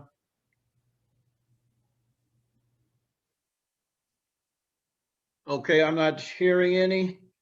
So we're going to move on. All right, thank you for that. Lisa, you can close the mics. Next item is the chair's report. And I have a long chair's report tonight, by the way, so so get ready for that. First item is I want to remind you all about the Sunshine Ethics Training course that is available. And the recommendation is if you've had this training over 5 years, might be a good idea for you to go back and get a refresher. That's item one. Item two, a reminder that the next CTAC meeting will be held on Wednesday, December 2nd. Now, Mr. Coordinator, I presume that schedule is requiring a face-to-face meeting. Is that correct? It hasn't been decided yet, Chair. No, I mean, but the date is selected on the basis of face-to-face. No, that's our regular meeting. Our regular scheduled meeting is December 2nd. Okay, but I guess what I'm trying to get at, we don't know today if it's face-to-face or virtual. Correct. Okay, that's what I'm trying to get at. Okay, so let the record shows that that meeting is scheduled for December 2nd. And we're not quite sure what the platform is, so we can expect information on that at some point in the near future. We're going to talk about our resolution regarding virtual meeting in a minute. But before I get to that, let me talk about some CTAC membership issues. At the last couple of meetings, the coordinator indicated that there were 7 of us that needs to find new sponsors in order to remain active on CTAC. I was successful in getting my situation addressed. So there are 6 others. Could you refresh my memory, Mr. Coordinator, who the other 6 are? Sure. Chair, you have Susanna Gouache, who I believe is not here present. Then we have Marlon Kelly Sr. Okay. Then we have Antonio Reyes, Okay. Lee Swartland, Okay. Naomi Wright. Okay. 1, 2, 3, 4. That's only 5. Were there 6 or 7? I thought I made 7. No? Did I say my child? Married child as well? Yes. Okay, that's it. I knew there were 6 others. 1, 2, 3, 4, 5, 6. All right. So I just want to make the point that if all 6 of you are not re-sponsored by the next meeting, which is December 2nd, then you're not going to be on CTAC. So this is becoming an urgent matter. And I just want to give you that friendly reminder that you need to address that particular situation and find a sponsor as soon as possible. Otherwise, you will not be eligible for the December 2nd meeting. Through the chair, it's Lee. Yeah. I spoke with Commissioner Cava and her chief of staff about this. And also from personal experience, when I was originally appointed by Raul Martinez in Hialeah, when he was termed out and replaced, the new mayor did nothing about appointing anyone to CTAC, and I remained on the committee for like a year or something before he finally got around to reappointing me. And according to Commissioner Cava, even if she's termed out, that I would remain on until someone took. My understanding is you're talking about grace period, and my understanding there are no grace period, but I'm going to defer to Mr. Coordinator to clarify that. Sure. Thank you, Chair. There was a time when that was true, and there was also a time where CTAC got sunsetted, and also there was a time where the perspectives, the CPO perspectives got adopted, and that changed. So they're no longer in a grace period. So what I'm saying to you here is just to remind you of the importance of this and whether or not you'll be eligible for the December 2nd meeting. And I didn't want to see any of you disenfranchised. So that's why I have this on my chair's report as a reminder to jog your memory of the urgency of this. Okay. Well, so yes, well, Paul gave me some contact information, and I called them today and left a message tomorrow. Okay, all right. Got you, Mr. Swerdlin. Anybody else want to make a comment? I don't want to. Yes, I want to make a comment. Can I make a comment? Yes. Is anyone ahead of me? I don't want to be cutting in front of someone, but I wanted to make 2 comments. Okay. Yeah, so, go ahead, Fishman. Okay, so comment number 1, when we first changed CTAC, 5 years ago, I was concerned because we had original provisions that said after 8 years, we were term limited off, and I was concerned about that. I don't know that I focused on this, but I want to focus on it now. We're about to lose half of our membership. We're a committee that should have 27 people on it. We have 12, maybe 13. We're going to lose half of them. And the half that we are losing is shocking. We are losing so much brain power tonight that it's unconscionable. I mean, the knowledge that Naomi Wright has in her brain after 20 years of serving as chair and on this committee is priceless. The knowledge that Lee has is also very important. Antonio Reyes brings a perspective unique with his personal work job. Marlon hey, Mr. Kelly Fishman, Mr. Fishman, just a second, Mr. Fishman. You're preaching to the choir, and that well, I have no control. I have no control over that. I know, but I'm just serving as a reminder here. I know, but I'm heading somewhere. Let me get to my point. The point is, maybe we should consider a resolution tonight that says that that the TPO needs to amend whatever they put us under, whatever headlock they put us under, and allow the 6 members to remain on the committee until successor commissioners are appointed and they have a chance to either renew them or cut them loose. I don't see why this has to be set in stone. Now that the reality is we're going to be having 6 people on this committee. The value of this committee of 6. And if we don't do a Zoom meeting in December, you're going to have at least 5 because I'm not coming. So there's almost no value to this committee with 5 members on it, okay? So I think that some talk should be done right now about requesting the TPO at their next meeting to do something in terms of suspending this rule that when the commissioner loses office, they're automatically off CTAC, and revert it back to the old way so that these 6 powerful minds can stay on our committee and be of service to the community should they decide to do so. So I am heading to that point. Okay, got you. And I agree with your proposition. Let me ask the coordinator, do you have the bylaw handy? Could you recite the provision in the bylaw that pretty much ended the grace period? Yeah, and also too, what you're referring to is the TPO perspectives, which governs the TPO board. So those perspectives would have to be adjusted. That's what you're referring to. Do you have anything that we can get our teeth into right now, or should we just have Mr. Fishman recite the narrative for a resolution? In fact, resolution is another issue that I will be discussing here momentarily, but let's deal with this one. So 2 questions. Number 1, do you have the bylaws handy, Mr. Coordinator, where you could recite the provisions in there that validates the termination of those members who are not secured with a new sponsor? And if not, is a resolution appropriate for us to go down that pathway?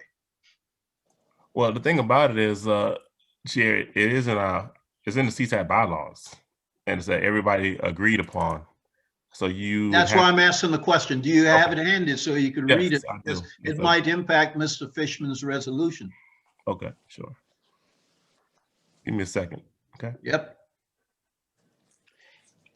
And Paul, while you're doing that, answer whether we could amend our bylaws right now ourselves. I mean, who has the power to amend our bylaws? Well, that's why I'm asking for that, Mr. Fishman. So your resolution will have a little bit more teeth. Okay. So here we go. These bylaws that have been adopted by CTAC are as per the TPO governing board adopted perspectives for transportation improvements. All right. Membership. Okay, here we go. The CTAC shall be composed of members appointed by resolution of the TPO governing board. Each member of the TPO governing board shall appoint 1 member to the CTAC. Number 2, term limits for members. No appointee shall serve more than 8 years on the CTAC. Consideration are the following. An individual may be reappointed to a TPO Citizens Committee after a hiatus of 2 years. A TPO governing board member may reappoint an existing appointee to serve in excessive of 8 years, a term limit, provided that said appointee has demonstrated exceptional demonstration and served to be service to the advisory committee, and that the reappointment is presented to the TPO governing board in the form of a resolution. Okay. An appointee's term shall automatically expire. Hold on, read that part again about the resolution. I think Mr. Fishman may want to hear that a little clearer. Okay. I think I heard you, but I'd like to hear it again. Read that again. All right, sure. I'll start from the top of that. A TPO board member may reappoint an existing appointee to serve in excess of year term limit, provided that said appointee has demonstrated exceptional dedication and service to the advisory committee, and that the reappointment is presented to the TPO governing board in the form of a resolution and approved by a 2/3 vote of the full membership of the TPO governing board. Yeah, that doesn't help us, Mr. All right. Chair. That's only when we get to 8 years. We're only at year 5, so that's All not right. even relevant until year 8.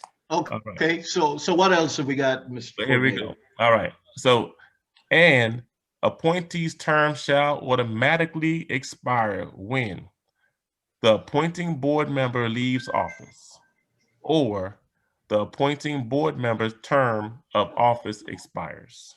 Right, that's the problem. Automatically expire. So that Automatically. Yeah, and you see, that was a change from her previous CTAC. I mean, once they sunsetted CTAC, this is what we bought into, and that's why this is why I didn't want to blindside you guys. Once I expedited my situation, I wanted to make sure we have this robust discussion so that you're all not going to be blindsided and come to the meeting in December only to be told that your presence is not welcome. I could not deal with that. I couldn't swallow that. So here we are. So my question, Paul, you're going to have to answer this question. Sure. Do we have the power as CTAC members to request that either do it ourselves because it's our bylaws, or do it ourselves and at the same time request the TPO to amend their governing prospectus to state that instead of being automatic, the person shall continue in the seat until the new board member is appointed and they have a chance to either reaffirm that person or put in their own person. Can we do that, or is there no, or we can't do that? It's a simple question. Can we do this or not? The perspectives are from the TPO governing board. They would have to make that change. You would not be able to change that for the bylaws. So basically then what we can do is process a resolution tonight to respectfully request their reconsideration of that provision. And we should, in the resolution, just give a couple of circumstances, which Mr. Fishman has quite intelligently highlighted so far, that we've got corporate knowledge here that is just going to disappear. And if the corporate knowledge that we are likely to have disappear on us would pretty much dictate the demise of this committee. And I think we need to have some pretty strong language like that. But just keep in mind too that the TPO board members agreed to this language as they leave, their respective representatives leave as well. So just keep that in mind that Well, I hear you, Mr. Coordinator, and my position would be I want to defend these 6 members that are vulnerable, and I'm prepared to use this adage: nothing venture, nothing gain. And I think a resolution along the lines that Mr. Fishman and I are discussing right now would be a good move tonight. This is why we're discussing this matter. I don't want to see our 6 members with some significant corporate knowledge just be, get the rug taken out from under them just like that. I mean, and we're getting into a holiday season right now. It's not a lot of time to do things before December 2nd. So this has got to be treated. And the point here, Paul, is nobody expected a committee that should have 27 members would only have 12, and half of which are going to be gone away, which leaves us with 6. And that's pathetic. Okay, that's ridiculous. That's not representational of anything, 6 people. 12 is hard enough, but we have 12 really good minds on this committee that are devoted, passionate, and knowledgeable. Turning it down to 6 is like, I don't even understand why we would meet, because what is the value of 6 votes as opposed to really we should be 27. So I understand what the TPO did 4 or 5 years ago, but I don't think they contemplated having no one on their board because of it. So I think Mr. Fishman, you've just prompted an additional point that needs to make its way in the resolution. And that was on my agenda when I met with the TPO last week, but I ran out of time. And that is, they're not appointing members for whatever reason. They're negligent in their duties and not timely appointing the representative that they need to appoint. So that needs to be in the resolution as well, Mr. Fishman, while you're mulling this over. I'm just trying to make sure you get all the narrative in there. Well, I don't know if I can get it. I'm going to try, but I need Paul to say that we can accomplish anything versus like it's going to go nowhere, or there's no authority to do this. I mean, so I would take a different approach. I'd take a different approach. Remember the adage I just used, nothing ventured, nothing gained. So let's put the resolution through with the appropriate narrative, without saying to them that they're negligent, you know, in their duties and responsibility. But we need to make that point in the resolution as well, because had they not been negligent, then we probably wouldn't feel the stress. As much as I would not want to see this corporate knowledge being lost, but it's beyond that now. We're being stressed out. I mean, if we lose 6 people, we may as well not just kill CTAC. May I interject? Yes. Well, right before you interject, just through the chair, you have to realize also, I just wanted to just mention this, that this is the first time that this amount of turnover has happened at the TPO governing board as well. So there'll be 7 new TPO board members coming in after November 3rd.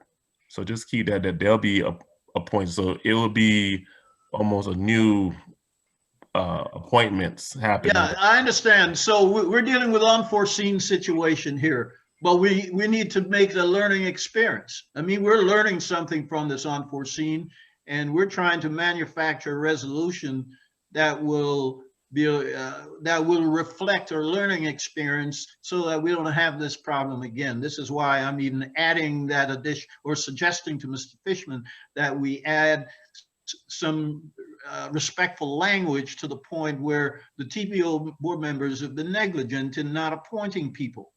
And we keep going back there and talking about this for years and years and years. Even before we were sunsetted, this was an issue. And, you know, we need to make that point. Yes, Ms. Wright, you're recognized. I am one of those on the list, and I have already conveyed to Mr. Chance that I will not be renewing any interest in serving on the committee.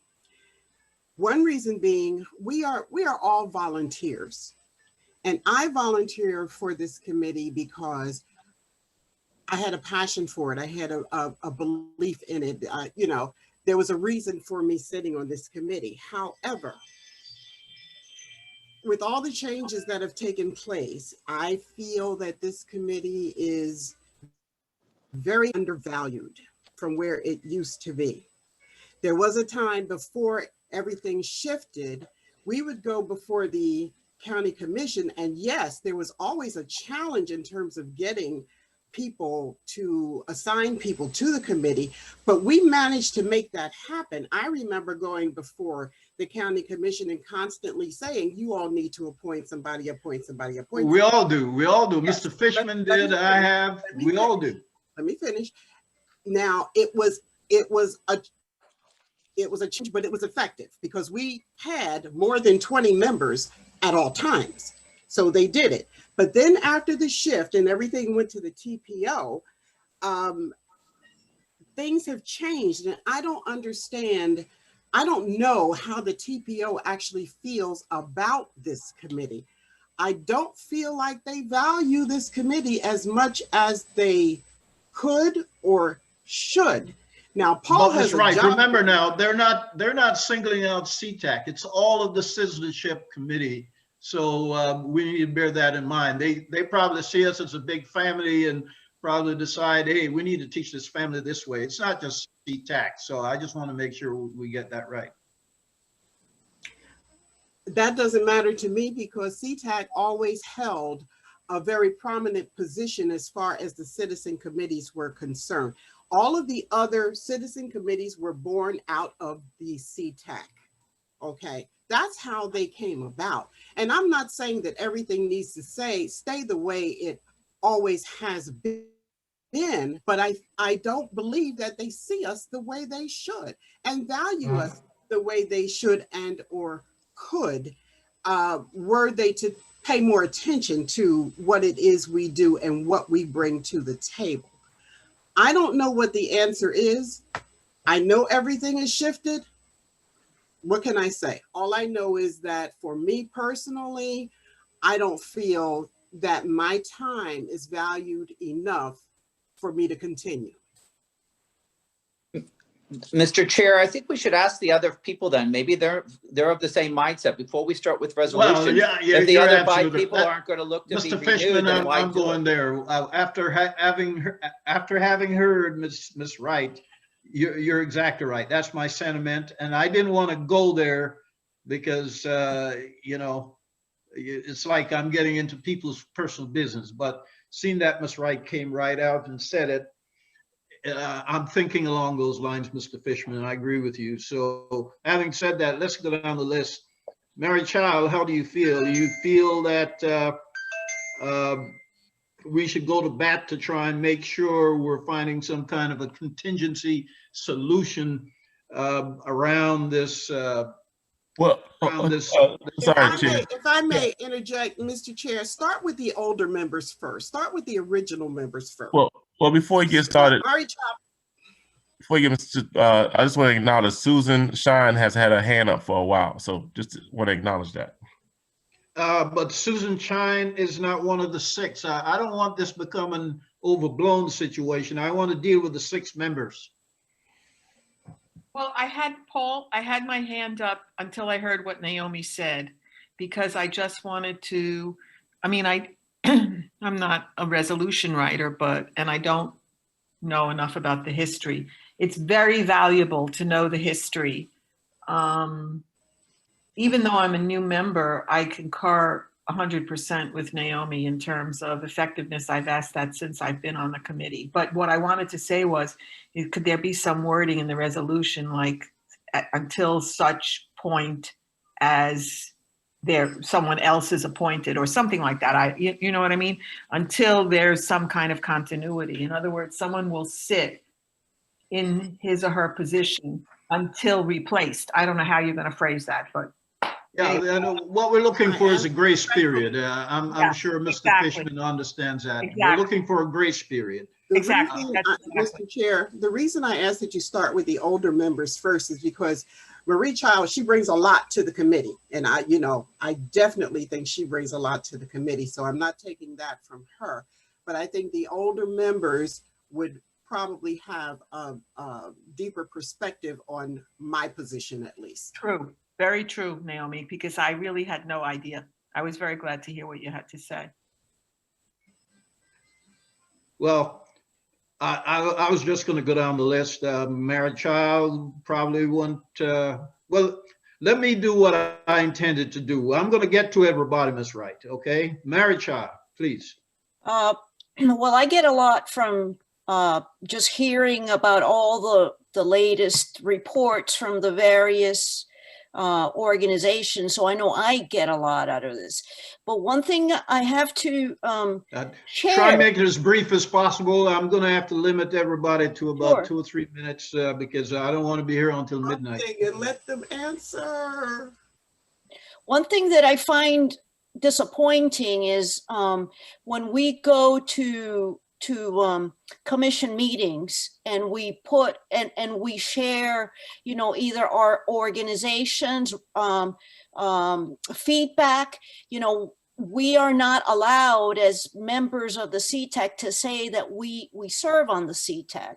And I think that to Naomi's point, that kind of devaluates our service. So that's just one observation that I have. I mean, I'd be happy to continue, but our time is valuable, and given all the committees that we can serve on, I'm not sure if our service is not worthy of saying we serve, whether it's worth our time that way. Okay, are you seeking a sponsor, or have you taken care of your sponsorship situation yet, Mary Kay? Well, I have District 7 is one of the commissioners that are up for bat, so I won't know until November, and I'll have to decide then whether I want to continue. Thank you. Well, Mr. Kelly. Yes, sir. Well, to be quick to the point, I would appreciate any advocacy that's provided in order for me to stay on the committee due to my involvement in some of the things that I've learned, you know, from folks like yourself and Alan Fishman and, you know, all the other members. It keep me abreast of the community. So to answer the question, yes, I would appreciate any advocacy in order to have that grace period until the new officials are in place. And once that's done, that could be a decision made at that point. So yeah. I think that would only make sense. Yeah, and I think that's a reasonable ask. You know, I mean, all of this is happening over a holiday period. It's, in my mind, in a word, it is unconscionable. And this is why we're discussing this. Because I know you guys will have been shocked if you showed up to a meeting in December and being told that your services are no longer legally required. You've automatically been eliminated. You know, that's why we're discussing this, to see if we can find some remedies. So I appreciate that. Mr. Reyes. He's not present. Oh, that's right. And Lee Swerdling, we heard from Lee already, and we heard from Naomi Wright. Well, so, Mr. Chair? Yes. Can I say something now? Very quick. Okay, so I have very mixed feelings. I want to stay on the committee because I feel that transportation and particularly transit are vitally important to the economic future of South Florida. And I think this committee has made valuable contributions. I mean, you were around back, we were very involved in the halfpenny sales tax. Otherwise, we wouldn't be moving forward in many of the ways we are if it hadn't been for what this committee did. On the other hand, I feel like when they reshuffled the deck, that it was intended to undercut us. And it seems since then that they have not valued what we have to say. But I'm stubborn and I don't give up. So yeah, we got to fight, and I'm glad everybody is in the fight together. That's how we win, and that's why we're talking about this. We're going to fight. So, Mr. Fishman, I think you've gotten some significant inputs and some arguments and some ideas as to how the resolution should be framed. Do you have something ready for us to hear?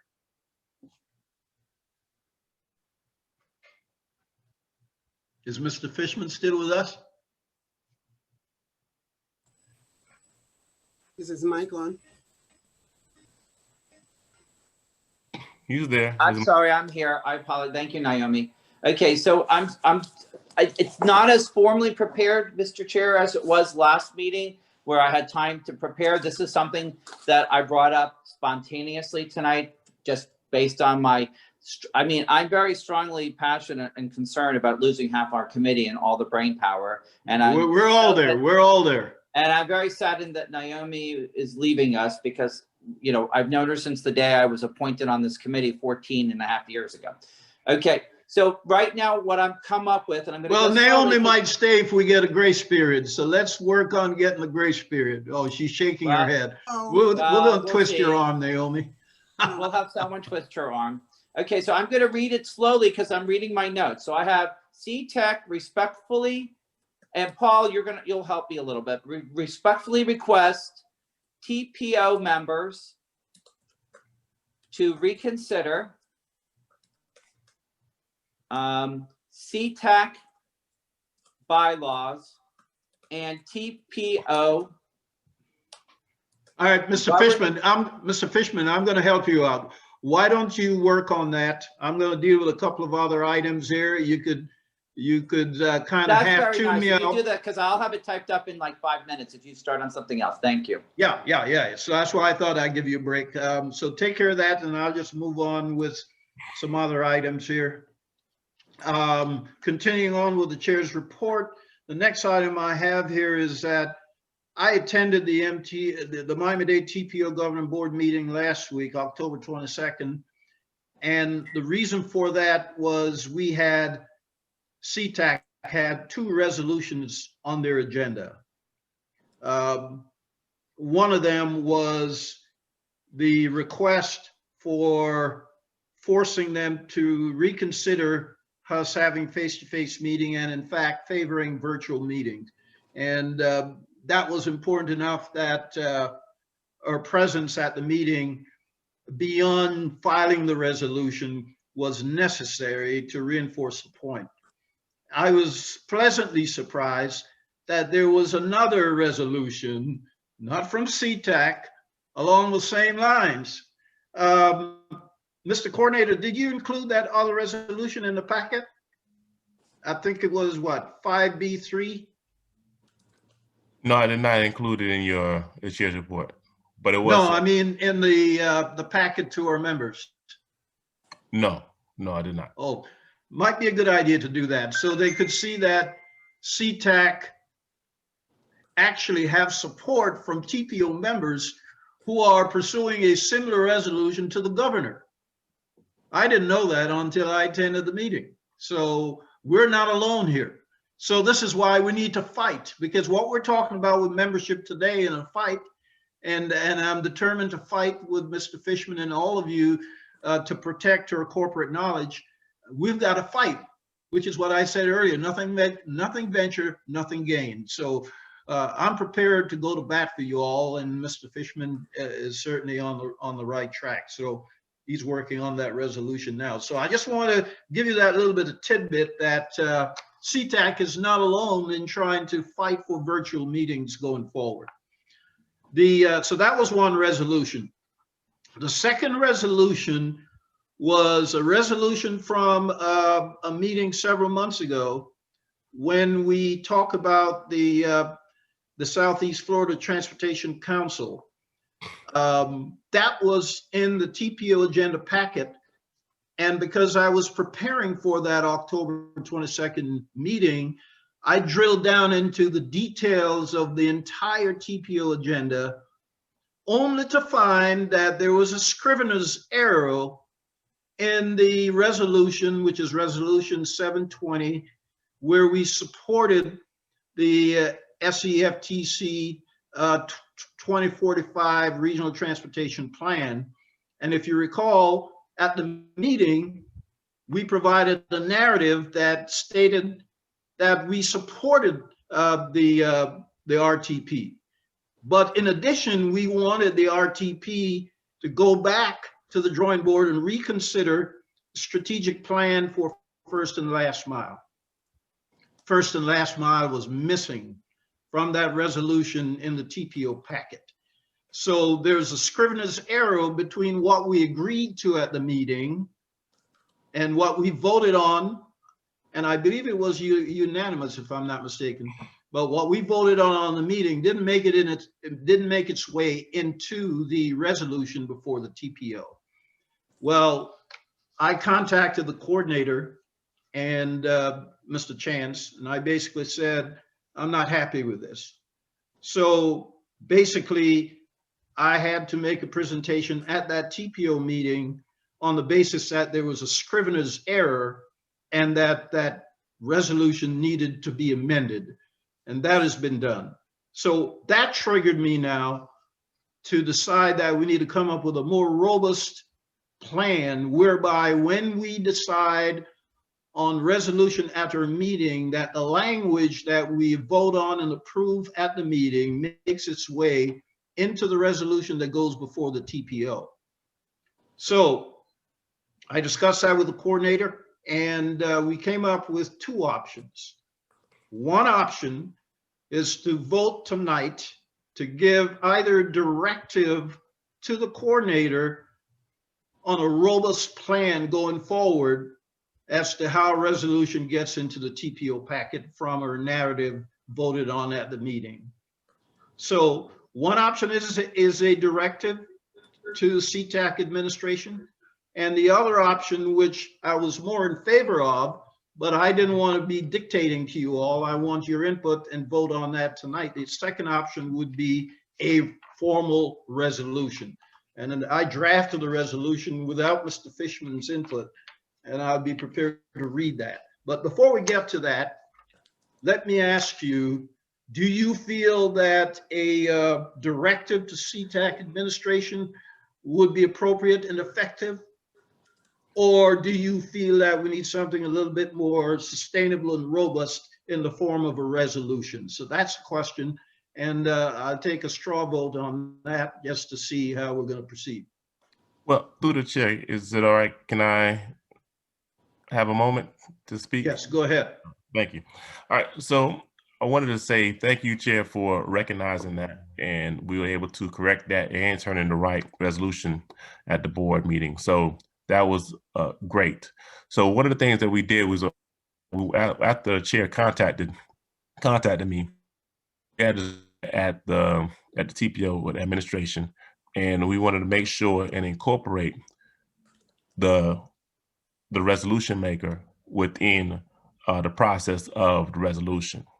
So that's one of the things we did. We've already started practicing the incorporation of the resolution maker, as we did for the last resolution that was made by CTAC, where we contacted Mr. Fishman.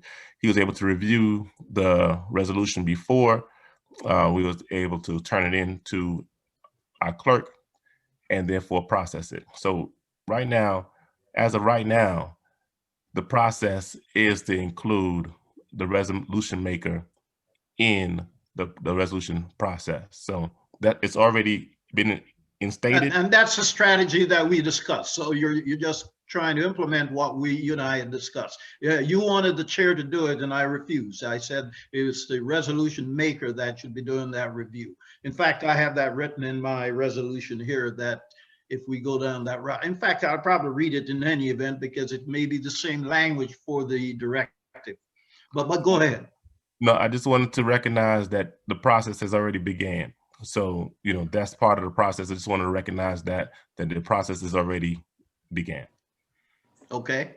All right. But let's do a straw vote. So how many of you are okay with a directive? And how many of you are okay with a robust resolution that goes in the record so that this will be a standard going forward, which is my preference. Just a correction there, Mr. Chair. You do have a directive option, which would just be a simple directive of saying the coordinator, please add the resolution maker to the resolution process. It could be as simple as that, because that's bottom line. But you know, I have some other issues like timelines. I want to make it, the key word here is robust. Okay. I don't want to leave anything loose, because this was a little loose before I found this out and we were having this discussion. So I want to make sure that looseness is tightened up. So, I shared my resolution with you already. The rest of the folks haven't seen it, but there's some timelines in there. And not only do I want to have some language in the directive that says you're going to fix it, but how you're going to fix it is detailed. Okay, so then you have, and just to be clear, Chair, there is a timeline already in process. We do work on a timeline already. But just to let you know what the second option is, there's a motion. You can make a motion. It could be directive. You can make a motion. A motion is just something that's documented for the minutes. Now, a resolution is something that you present to the board, the TPO governing board. There's three options that you have here. Okay, all right. It's going to be clear that a motion, you can make a motion just making a strong gesture that would cause for a vote, asking for permission to do this. Okay, got you. So we have a third option, and I respect that, appreciate that. So we have that third option now. So there are three. So let's, Mr. Coordinator, help me with this. For option A, which is just the directive, let's get a count on who is in favor. And the highest count will win.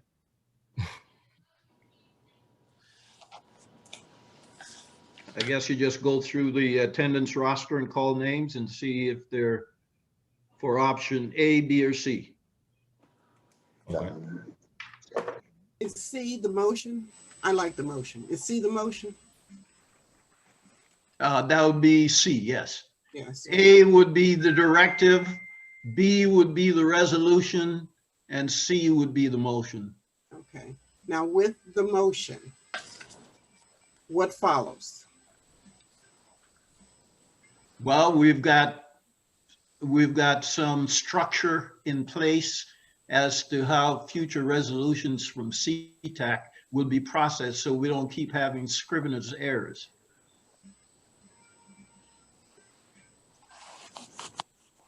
Just to be clear, Chair, you said that A would be the directive?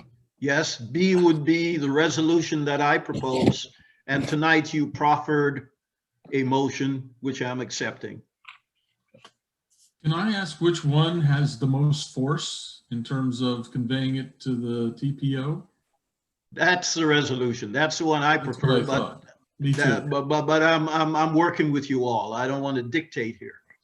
Wait, Dr. C, I'm confused because I was writing my resolution. Which option A, B, or C are you proffering? B. Well, I proffered a resolution in the first instance, and Mr. Coordinator and I had some long discussion about it, and he proffered a directive. And then now that we're discussing it tonight, Mr. Coordinator has further proffered a motion. So Okay, and I'm prepared to accept all three and have us all, not just me, determining which way to go. So can we read it one more time, please, so we can all hear it? Because I really don't know what we're voting on, because again, I was focusing on the resolution. Okay, let me read the resolution that I drafted. I'm sorry to the members, but I was focusing on that. No problem. I didn't read the resolution yet, so you didn't miss anything. So let me give you the narrative that I have in the resolution that I wrote. Didn't consult with Mr. Fishman, no lawyers, just coming from me with my very limited legal experience. Chair, for the record, is resolution or motion? I'm just going to read the language from my resolution. It can be adapted to either directive, but we're going to have some of the same language in all three. So I'm going to read you what I've written, and we can amend this. And I'm always open to a friendly amendment, but the language, most or some of it or all of it may be included in the directive option A, in the resolution, which I'm going to read option B, or in the motion option C. It's going to have some or all of this language. So what it says is CTAC resolution for processing, procedure, and submittal to the TPO governing board. Effective immediately, the voted on narrative of all future CTAC approved resolutions on items brought before the CTAC must be appropriately and properly customized and formatted to strictly meet established TPO resolution standards as amended. And that must be done within 3 days after the CTAC meeting at which such voted resolution was processed, and to be timely and properly completed by the current CTAC coordinator. The CTAC coordinator, within the next 2 to 3 days, must submit the properly formatted and drafted TPO compliance resolution directly to the CTAC maker of the resolution motion for his or her thorough review, edits, and expressed written approval to ensure the accuracy and completeness of the approved CTAC resolution narrative in the final and formatted TPO compliant resolution, and then return the same back to the CTAC coordinator for final processing by the TPO administration. And that should be done within 2 to 3 days. Then and only then shall any future CTAC resolutions be submitted to the TPO for their consideration, processing, reporting, and publication and without exception. Time shall always be of the essence in processing these important CTAC and TPO matters. So even though we have some stipulated timeline, I'm emphasizing that time shall always be of the essence. So that was a draft. And like I said, I'm open to friendly amendments. And I'd like to get your feedback on which of those three options we should take.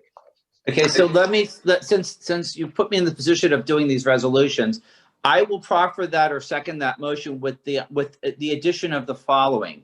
Once the process is done, that the coordinator prepares it within 3 days, and then the maker has the 2 days. I think the existing chair shall have final review to make sure it falls in line with the chair's understanding. And if the chair doesn't have, if the chair approves, then it goes forward with what you said. But I think it's important the chair has one final look at it before it gets out, because ultimately the chair is the one who's responsible to making sure that it gets presented to the TPO. And I don't believe I heard you say that you gave yourself, because you're the present chair, that ability to just review it. And if you have a problem, then I guess you can share that with Paul and the maker of the resolution. I don't have a problem with that. I just thought I think you should have one final look at it, to be honest with you. Yeah, I don't have a problem with that friendly amendment. I just thought that the first reviewer should be the maker of the motion. Absolutely. I have a question on the process. With regards to the makeup, sometimes we don't agree. I mean, you know, we don't agree on every issue. Certainly, you know, like in many times I've noticed I'm a minority. I mean, and so I guess what I wonder is whether part of the record, say if the majority agrees with a resolution, to have reflected in the language how each member voted on the issue. Okay, I think what I'm hearing you say is something along the lines that you may not agree with the entire language in any narrative that we produce, we produce at CTAC. But here's the thing, we're going to vote on it. So whatever that vote comes out to be, that's it. So if you didn't like it, you say nay. If you like it, you say yay. So if you say nay, that's recorded. It's done. It's passed. Okay. That was my point. My point was that it reflects, you know, how each member voted. So yeah, oh, absolutely. It always does. That's standard, Marie. Yeah. So you know, that point that you're making, Mary Shelley, is already considered and taken. Okay, thank you. So are we ready for the vote, Mr. Coordinator? Oh, first of all, let me ask, are there any other comments before we vote? And this is a straw vote, by the way, just to see which option we're going to choose. Once we've chosen the option, if it requires a vote, make it into a motion or a resolution, that's another matter. This is just a straw vote. But before we get to that, is there any other question from any one of our members? Yes. Again, could you tell me which is the strongest? Number 3 would be the strongest? No, B is the strongest, because that goes back to the TPO. Not only are we tying the hands of Mr. Chance and his administrators, but we're tying the hands of the TPO. Which one has the gap? Which one has what? The gap appointment. You know, that we're asking for a gap until. We haven't done that yet. No, we haven't done that yet. You're not following us, Susan. We're not there yet. I'm really confused. So this is very confusing, but B is the strongest one that's been proffered thus far. I would think that that would be the one we would most like. Well, that's my even preference. though I won't be here, but. Well, we don't know about that yet, Naomi. Yes, we do. Yes, we do. What makes you think you're going to change her mind?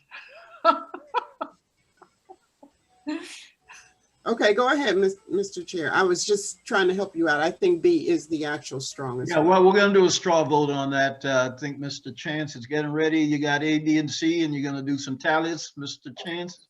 Sure. All right, we'll start off with, I'll just go off the list here. Naomi, right. Motion, B. resolution, or directive? B. A, B, or C? I'm choosing B. Okay.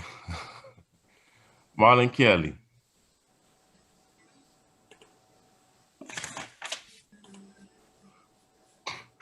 So let me start over. Alexander Adams.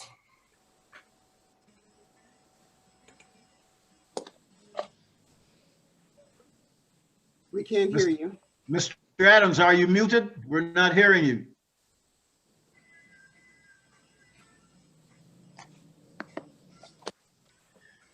A, B, or C? No, 1, 2, or 3. Hold up 1, 2, or 3 fingers. Which one? Number 1, number 2, or number 3? 1. A. So that's A. Okay. All right. Go ahead, Mr. Chance. Okay. Maya Child. B.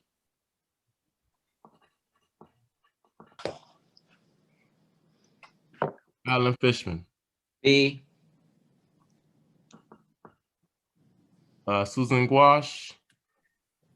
Benjamin Hendrick. B. Jasmine Johnson. Marlon Kelly. B for Marlon.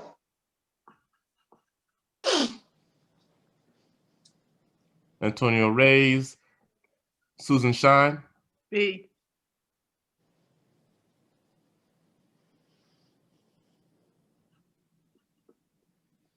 Lee Swarland.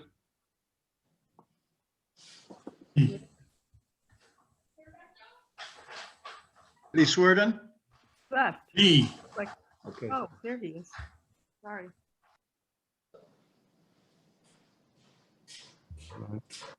Danny Iglesias. C.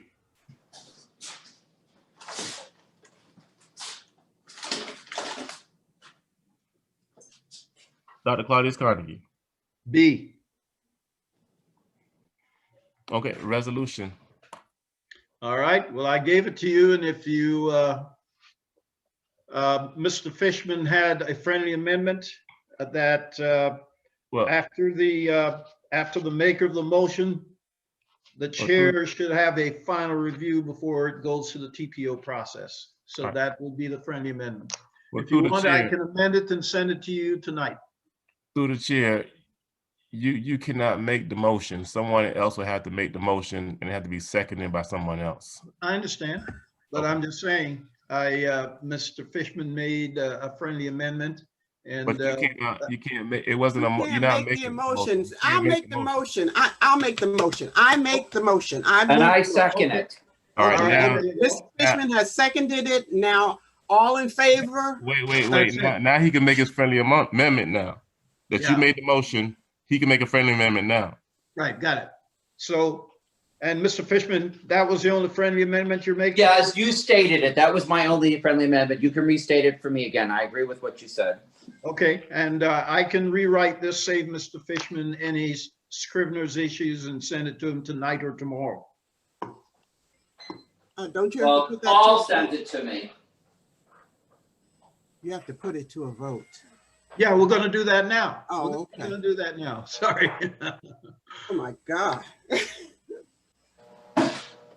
So we just had to take care of the revision. So, Mr. Chair, now we're gonna do a roll call vote. Okay.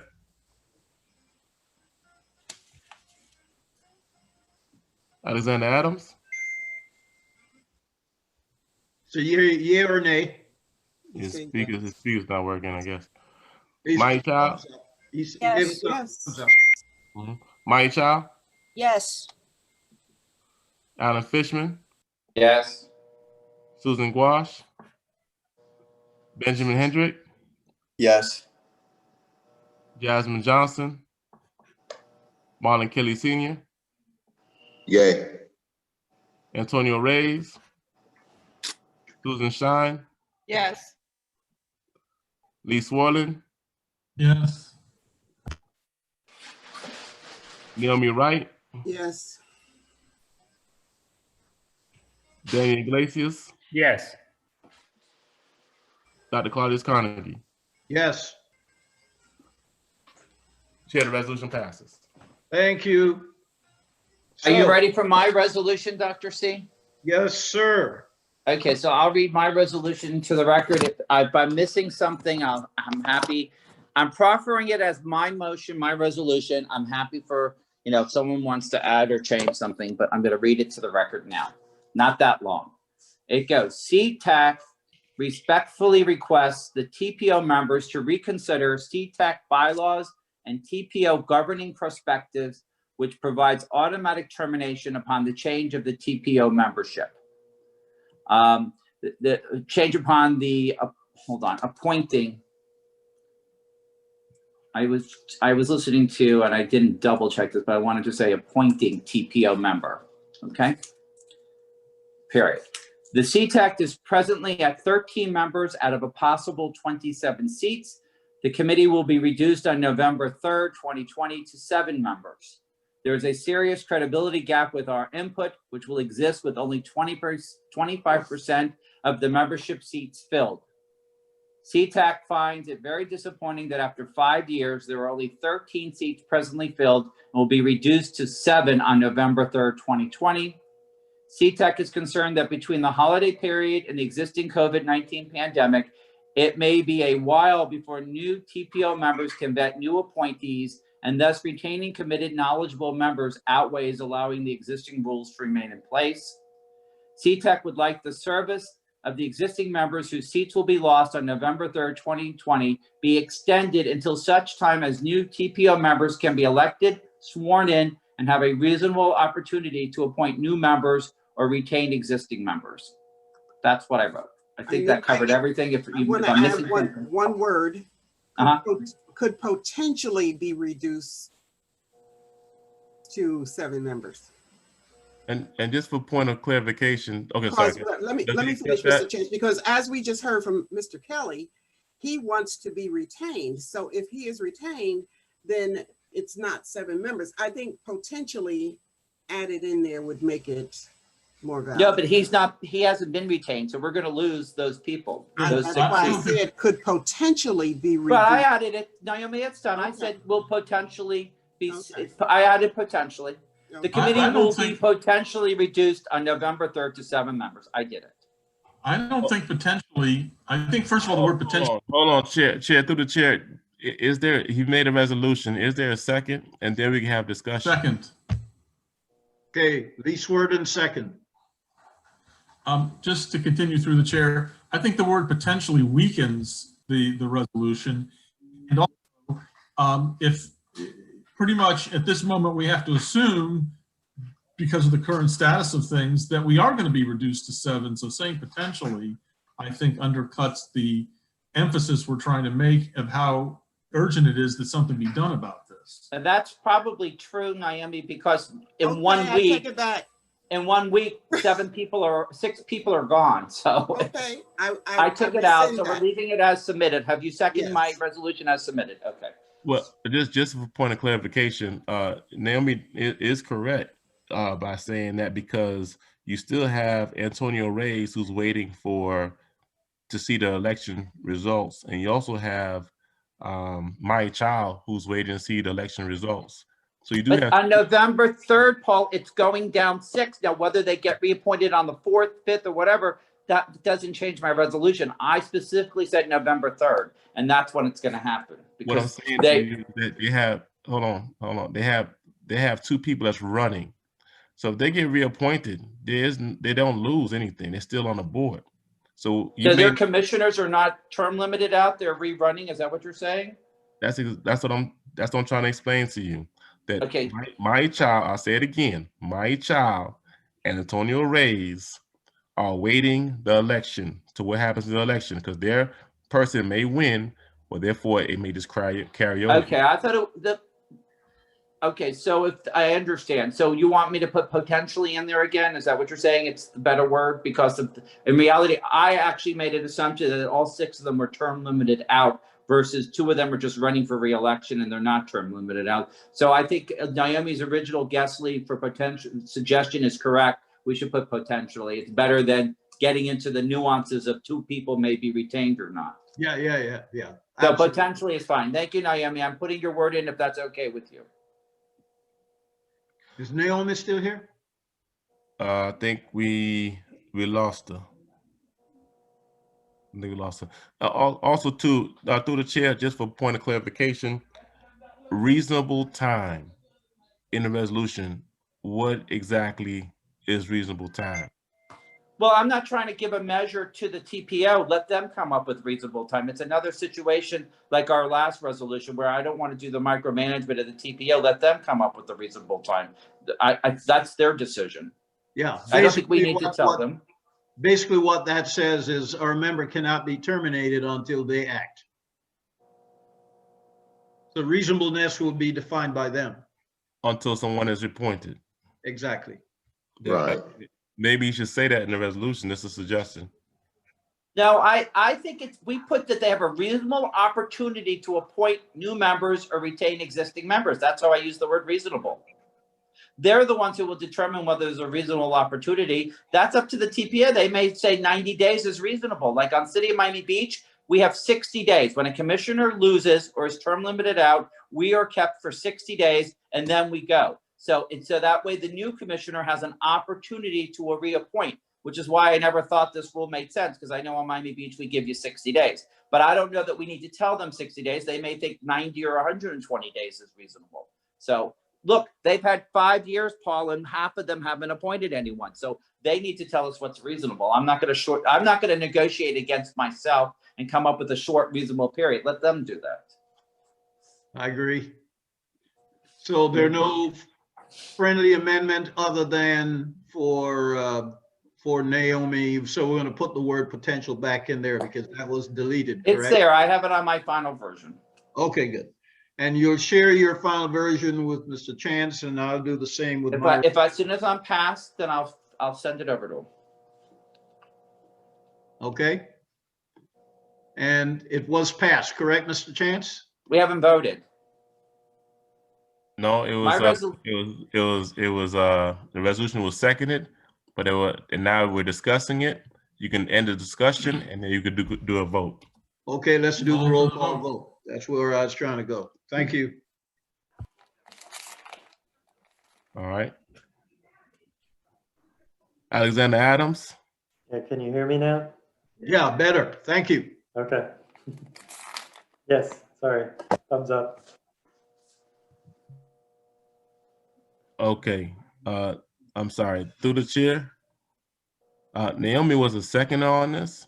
Yes. But she is not present. She's not present? Maybe her connection went out because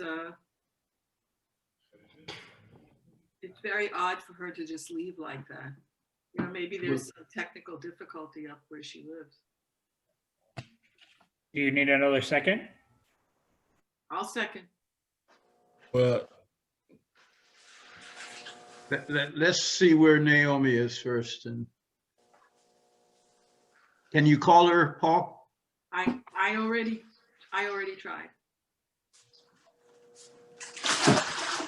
Well, why can't someone else second it? Just have someone else second it. I said I would second it.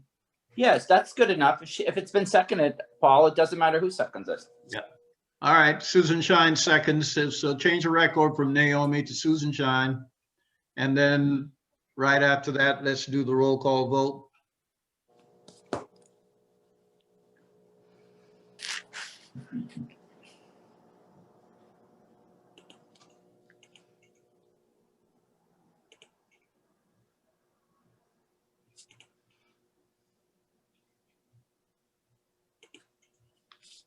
all right. Alexander Adams. Yes. Maya Child. Yes. Alan Fishman. Yes. Susan Gouache. Benjamin Hendrick. Yes. Jasmine Johnson. Marlon Kelly Sr. Yes. Antonio Reyes. Susan Shine, Yes. Lee Swarland, Yes. Naomi Wright,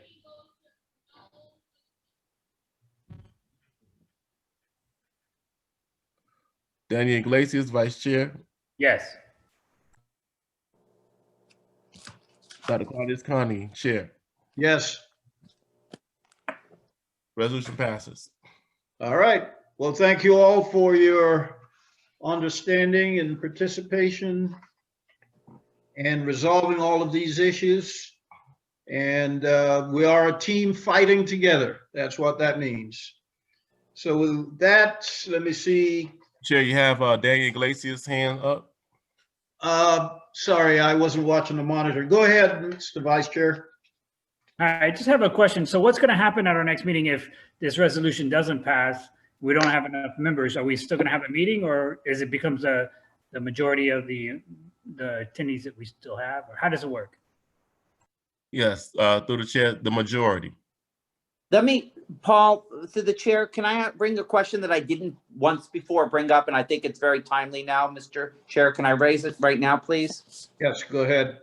Can we get a roll call vote of the members who will not attend the next meeting if it's in person versus Zoom, so Paul can take that back to his people? Because that's something, when I did the resolution the last time, I don't think they realized how many people would show up or not show up. Personally, I made it clear I won't show up on December 2nd in person, but I think we should go through the line of people who are here, and that way Paul can take it back to the powers to be, so they know that no one's going to show up if it's in person, or they have a full amount of people. Because if they don't have, I think, 4 people at the next meeting, there's no meeting. So they need to know who's showing up. We only have a possibility as of now of 7 if they don't change the rules. So that means if 3 people don't show up, then whatever. And Naomi was disconnected, and they won't let her in. I don't know who's monitoring Naomi. Oh, but she's tried on the to come back screen. in.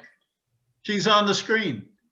I'm back. I got kicked out somehow and couldn't get back in, but I'm here.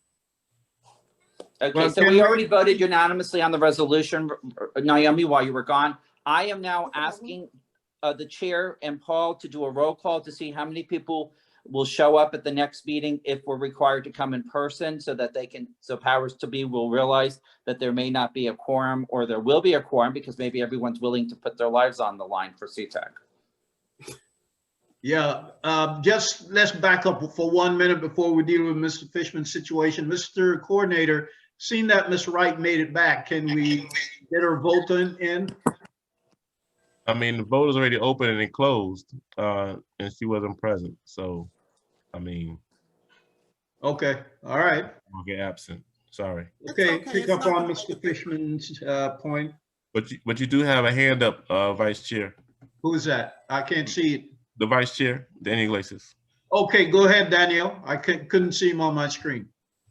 No, I'm sorry. I already asked my question. I guess I didn't take my hand down. Sorry. Oh, okay. Yes, you did ask your question. It's getting late. All right, so Mr. Fishman, let's deal with that situation.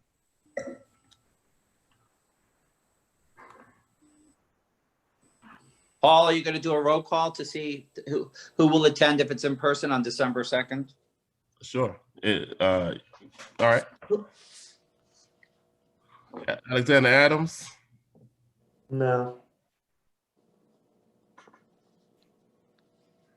Mike Child. No. Alan Fishman. No. Susan Gouache. Benjamin Hendrick. I'm not sure.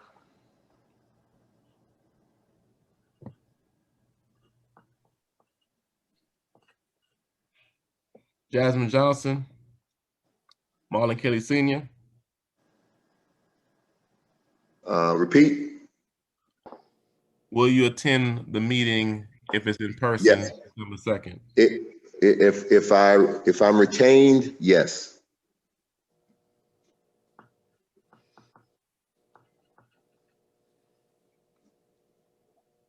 Susan Shine. No.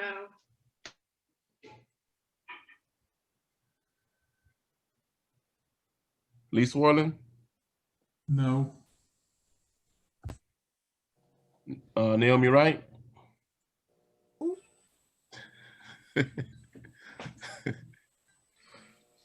With a smile.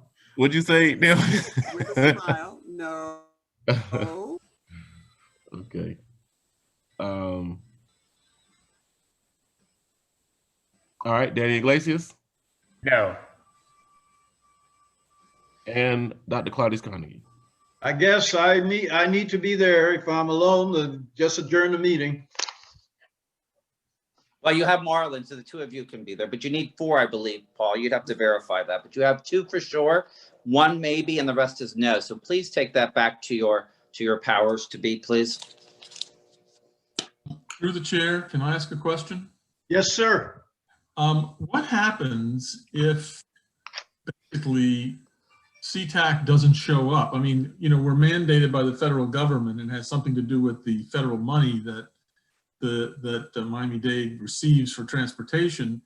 And if we, shall we say, by default cease to exist, does that affect our federal funding? I mean, is there a consequence to them not doing something to make sure that A, we can meet, digitally? Safely. I mean, is there a consequence to this? That's a question for Mr. Chance. I don't have an answer for that. I don't think one meeting's going to make a difference. You were but- just No, I'm not talking about just one meeting. I mean, if we Yeah, if you did it for 6 months or 12 months, maybe. Yeah, you're saying basically if you were to, I don't want to put words in your mouth. So what are you saying, Lee? I'm If we saying that boycott if- the meeting on December 2nd, are there One consequences? meeting, it would just be canceled.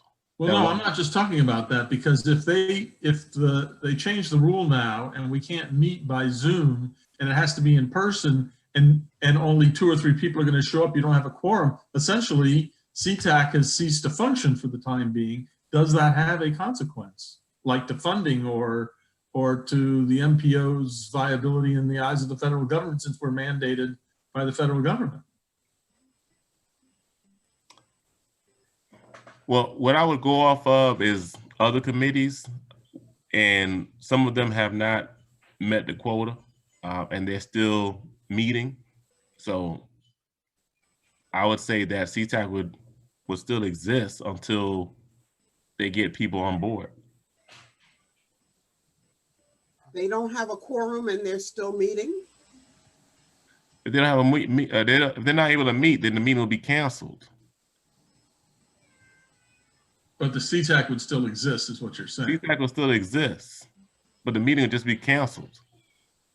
Till COVID is over? Is this because of COVID?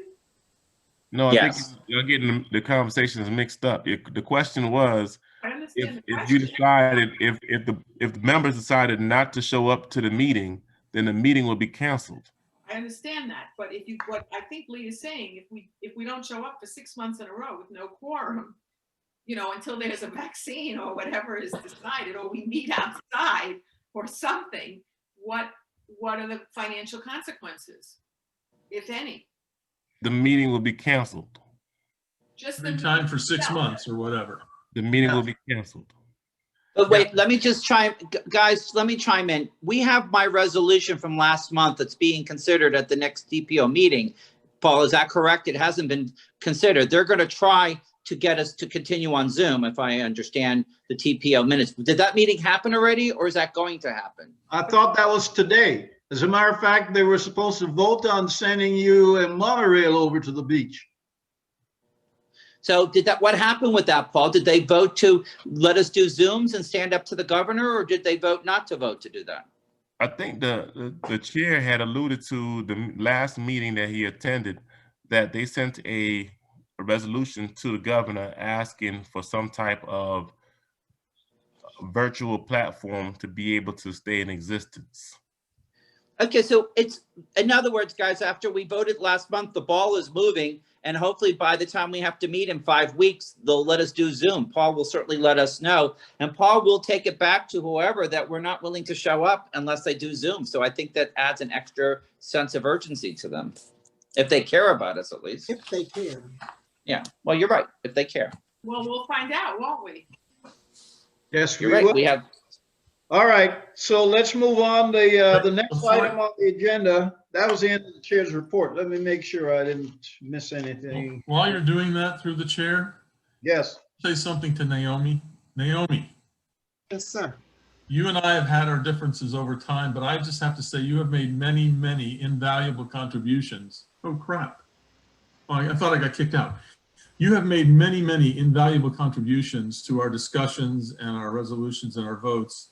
And I'm really sad to think that you're going to leave the committee, and I really hope you'll reconsider that in light of how important your contributions have been over time. I second that. I third that. I fourth that. Thank you. Awesome. Keep you on. We can look up where she lives and just keep her inside and make her come by Zoom or something. Well, nail the door closed. Thank you, one and all. As I said, I've really enjoyed serving on this committee, and it's a source of pride for me. But at this point, I think that most of that is negated by the way I feel the committee has been disrespected, disregarded, or whatever. Okay, so Mr. Chair, since we haven't adjourned, I'd like to go ahead and proffer one last resolution. The resolution would basically state the CTAC would like to recognize and honor the devoted service of X number of years. I think it's close to 20 years that Naomi Wright. It's actually 18. It's actually 18 years that Naomi Wright. No, that I'm not Naomi going to Wright. I'm not going to entertain that motion until Naomi is actually gone. I mean, like right But now. I think, according to Mr. Chance, this is my last meeting, right? Well, we don't know, Naomi. It So will be your we're last going to meeting. wait until you're not here anymore, and then we'll make that resolution. Okay. Then you'll have to show up for the the certificate of ceremony. Yeah, when that time comes. And Dr. Cia Marlin will be there in person to give it to. All right. Thank So you. I have Thank no you, other one and item. all. Thank you, Lee. Thank you, all of you. I have no other item on the chair's report, so we're going to move to new transportation business. I presume at 8:15 there's none. Oh, Sounds I like have it. something. I have something. On November 19th, there will be a presentation on the Ludlam Trail, which is moving forward. So maybe Paul, you might want to share the notice to the members of the CTAC.